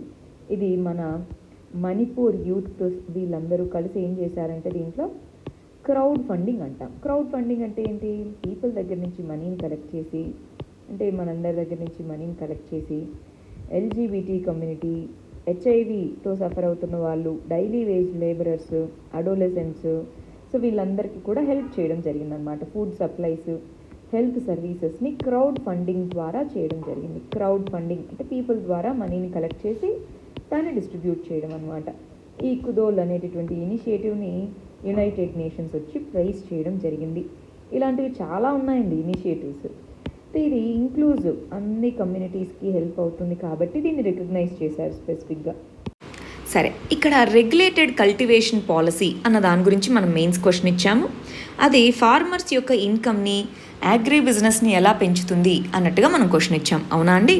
దానికి సంబంధించినటువంటి ఆన్సర్ ఇక్కడ రాశారు చూడండి. దానివల్ల సస్టైనబిలిటీ పెరుగుతుంది, క్రాప్ స్పెసిఫైడ్ రీజన్స్లోనే పెంచుతారు, ఇవన్నీ చెప్తున్నారు. కాకపోతే ఫార్మర్స్ని వాలంటరీ బేసిస్లో కనుక చేయగలిగితే బాగుంటుంది. గుడ్, బాగా రాశారండి. నెక్స్ట్ ఇక్కడ గమనించండి, నియంతృత్వ సాగు అనేది ఏంటి, మరి దానివల్ల వచ్చే లాభాలు ఏంటో రాశారు. దానివల్ల వచ్చేటటువంటి నష్టాలు, కొన్ని షార్ట్ టర్మ్లో వచ్చేటటువంటి ప్రాబ్లమ్స్ అనేవి రాశారు. గుడ్ అండి. షార్ట్ టర్మ్లో ప్రాబ్లమ్స్ కూడా మనకు తెలియాలి కదా. రాశారు. కాకపోతే ఓవరాల్గా ఏం చేస్తే మరి మనం అన్నట్టుగా అగ్రికల్చరల్ ప్రొడక్టివిటీని, రూరల్ ఎంటర్ప్రైజెస్ని పెంచవచ్చు, దాని గురించి ఇక్కడ చెప్పడం జరిగింది. బాగా రాశారు. ఇక్కడ గమనించాలి, రెగ్యులేటెడ్ కల్టివేషన్ పాలసీ, దాని యొక్క డెఫినేషన్ ఏంటో రాశారు. ఇవి ఏ విధంగా ప్రస్తుతం ఉన్న ప్రాబ్లమ్స్ని అడ్రస్ చేస్తాయి అన్న దాని గురించి రాశారు. మరి ఇక్కడ అయితే దీనికి వెళ్తున్నప్పుడు ప్రాబ్లమ్స్ కూడా కొన్ని వస్తాయి, ఆ ప్రాబ్లమ్స్ని కూడా సాల్వ్ చేయగలిగితే అప్పుడు ఇది మనకి ఇంకా యూస్ఫుల్గా ఉంటుంది అన్నట్టుగా చెప్పాలండి. అప్పుడు ఇంకా బాగుంటుంది మీ ఆన్సర్. ఇక్కడ గమనించండి, రెగ్యులేటెడ్ కల్టివేషన్ పాలసీ అంటే ఏంటి, ఇది ఏ విధంగా అగ్రికల్చరల్ ప్రొడక్టివిటీని పెంచుతుందో రాశారు, అగ్రికల్చరల్ ఎంటర్ప్రైజెస్ని పెంచుతుందో రాశారనమాట. బట్ మనం దీన్ని ఇంప్లిమెంట్ చేయాలంటే మనకు కొన్ని కన్స్ట్రెయింట్స్ అంటూ ఉన్నాయి. ఆ కన్స్ట్రెయింట్స్ ఏంటో ఒకసారి మెన్షన్ చేసుకుందాం, బాగుంటుంది. ఇక్కడ గమనించండి, రీసెంట్గా తెలంగాణ గవర్నమెంట్ ఇలా చెప్పింది, ఇది ఈ విధంగా ప్రమోట్ చేస్తుంది, దాని యొక్క పాలసీస్ ఇవి, దాని యొక్క ఆబ్జెక్టివ్స్ ఇవి అని అంటున్నారు. దానికి ఉన్న కన్సర్న్స్, దాంట్లో ఉన్న కన్స్ట్రెయింట్స్ ఏంటో రాశారు, ఏం చెయ్యాలి, వే ఫార్వర్డ్ అన్న దాని గురించి రాశారు. ఇక్కడ మీరు గమనించి చూడండి, చాలా నీట్గా దాని యొక్క అడ్వాంటేజెస్ ఏంటి, దాంట్లో కన్సర్న్స్ ఏంటి అని కేటగరైజ్ చేయడం చాలా బాగుందండి. నెక్స్ట్ ఇక్కడ గమనించండి, ఇండియాలో అసలు ఏ విధంగా క్రాపింగ్ సిస్టమ్ ఉంటుంది, మరి దానికి సంబంధించి ఏ విధంగా మరి దీనివల్ల ఉపయోగాలు అనేవి ఉన్నాయో చెప్పడం జరిగింది. దానికి సంబంధించి ఏ విధంగా గ్రామీణాభివృద్ధికి ఇలా చేస్తుంది, కొన్ని సవాళ్ళు ఉన్నాయి, ఆ సవాళ్ళని కూడా మరి ఇక్కడ రాయడం జరిగింది. ఆ సవాళ్ళని అధిగమించాలి, అప్పుడు మాత్రమే దీన్ని ఇంప్లిమెంట్ చేస్తామన్నారండి. బాగా రాశారు. కంక్లూజన్ ఇంకొంచెం మెరుగుపరిస్తే ఇంకా బాగుంటుందండి. కంక్లూజన్ ఇంకొంచెం బాగా రాసుకోండి. ఇక్కడ గమనించండి, రెగ్యులేటెడ్ కల్టివేషన్ పాలసీ అసలు ఏంటో చెప్పారు, ఏ విధంగా అగ్రికల్చరల్ ప్రొడక్టివిటీని, ఎంటర్ప్రైజెస్ని ప్రమోట్ చేస్తుందో అది రాశారు. మరి దానికి సంబంధించినటువంటి కొన్ని కన్స్ట్రెయింట్స్ రాయండి. కొన్ని అంటే ఒక పారాగ్రాఫ్ రాస్తే చాలన్నమాట. కన్స్ట్రెయింట్స్ రాసేయండి ఒక 30-40 పదాల్లో. దాన్ని ఇలాగా మరి దాని కనుక ఎదుర్కోవాలని రాస్తే ఇంకొంచెం వ్యాలిడిటీ ఉంటుంది ఆన్సర్కి. నెక్స్ట్ ఆన్సర్ చూడండి, రెగ్యులేటెడ్ అగ్రికల్చర్ గురించి ఇక్కడ చెప్తున్నారు. మరి దీనికి సంబంధించి ఏ విధంగా అది ప్రమోట్ చేస్తుందో దాని గురించి చెప్తున్నారు. దాంతోపాటు ఇంకొన్ని మెజర్స్ తీసుకుంటే అప్పుడు కల్టివేషన్లో ఇంకా బెస్ట్ రిజల్ట్స్ ఉంటాయి అని చెప్తున్నారండి. గుడ్. బట్ ఇక్కడ కొంచెం దీన్ని ఇంప్లిమెంట్ చేయడానికి కొన్ని కన్స్ట్రెయింట్స్, ప్రాబ్లమ్స్ అన్నాం కదా, అది మెన్షన్ చేయండి. బట్ మీరు రాసిన అప్రోచ్ అయితే, మీరు తీసుకున్న అప్రోచ్ అయితే బాగుంది. దాంతోపాటు ఇవి చేస్తే ఇంకా బాగుంటుంది అని రాశారు. ఇది ఎప్పుడూ కూడా వే ఫార్వర్డ్ అంటాము. దీన్ని కొంచెం షార్ట్లో రాసుకోండి, కొంచెం తగ్గించండి. నెక్స్ట్ ఇక్కడ చూడండి, నియంత్రిత సాగు అంటే ఏంటి, దానివల్ల వచ్చే లాభాలేంటి, దానివల్ల వచ్చే నష్టాలేంటి. ఈ నష్టాలని మీరు కన్స్ట్రెయింట్స్ అని రాసుకోండి. నష్టాలు అని కాకుండా దానివల్ల ఎదుర్కొనే సమస్యలు, మనం ఎదుర్కొనే సమస్యలు ఏంటి అని రాయండి. నష్టాలంటే డిసడ్వాంటేజ్ అవుతుంది, డిసడ్వాంటేజ్ అని రాకుండా కన్స్ట్రెయింట్స్ అన్న పదంలో వాడుకోండి. దానికి వే ఫార్వర్డ్ ఏంటి అని రాశారు. గుడ్. సింపుల్గా నీట్గా రాస్తున్నారండి మీరు ఆన్సర్స్. మరి ఇక్కడ చూడండి, రెగ్యులేటెడ్ కల్టివేషన్ అంటే ఏంటో రాశారు, దానివల్ల ఏముంటుందో రాశారు. ఎప్పుడు కూడా 250 వర్డ్స్, 200 నుంచి 250 వర్డ్స్ ఉండేలాగా చూసుకోండి. ప్రతిసారి మీరు ఆన్సర్ రాసేటప్పుడల్లా క్వశ్చన్ని మరి ఖచ్చితంగా మెన్షన్ చేయాలి. ఆన్సర్ రాసే పైన క్వశ్చన్ని మెన్షన్ చేయండి. సరే, ఇది ఇవాల్టి మన మెయిన్స్ క్వశ్చన్. చైనా యొక్క సెంట్రల్ బ్యాంక్ డిజిటల్ కరెన్సీ గురించి చెప్పింది కదా, దాని గురించి అన్నమాట. ఇవి మన ప్రిలిమ్స్ క్వశ్చన్స్ ఫస్ట్ సెట్. ఇవి మన రెండో సెట్ ప్రిలిమ్స్ క్వశ్చన్స్. వీటికి ఆన్సర్స్ని కమెంట్ సెక్షన్లో ఇవ్వండి. రేపు మనం వీటి కరెక్ట్ ఆన్సర్స్ ఏంటో చూద్దాం. All the very best. Thank you very much.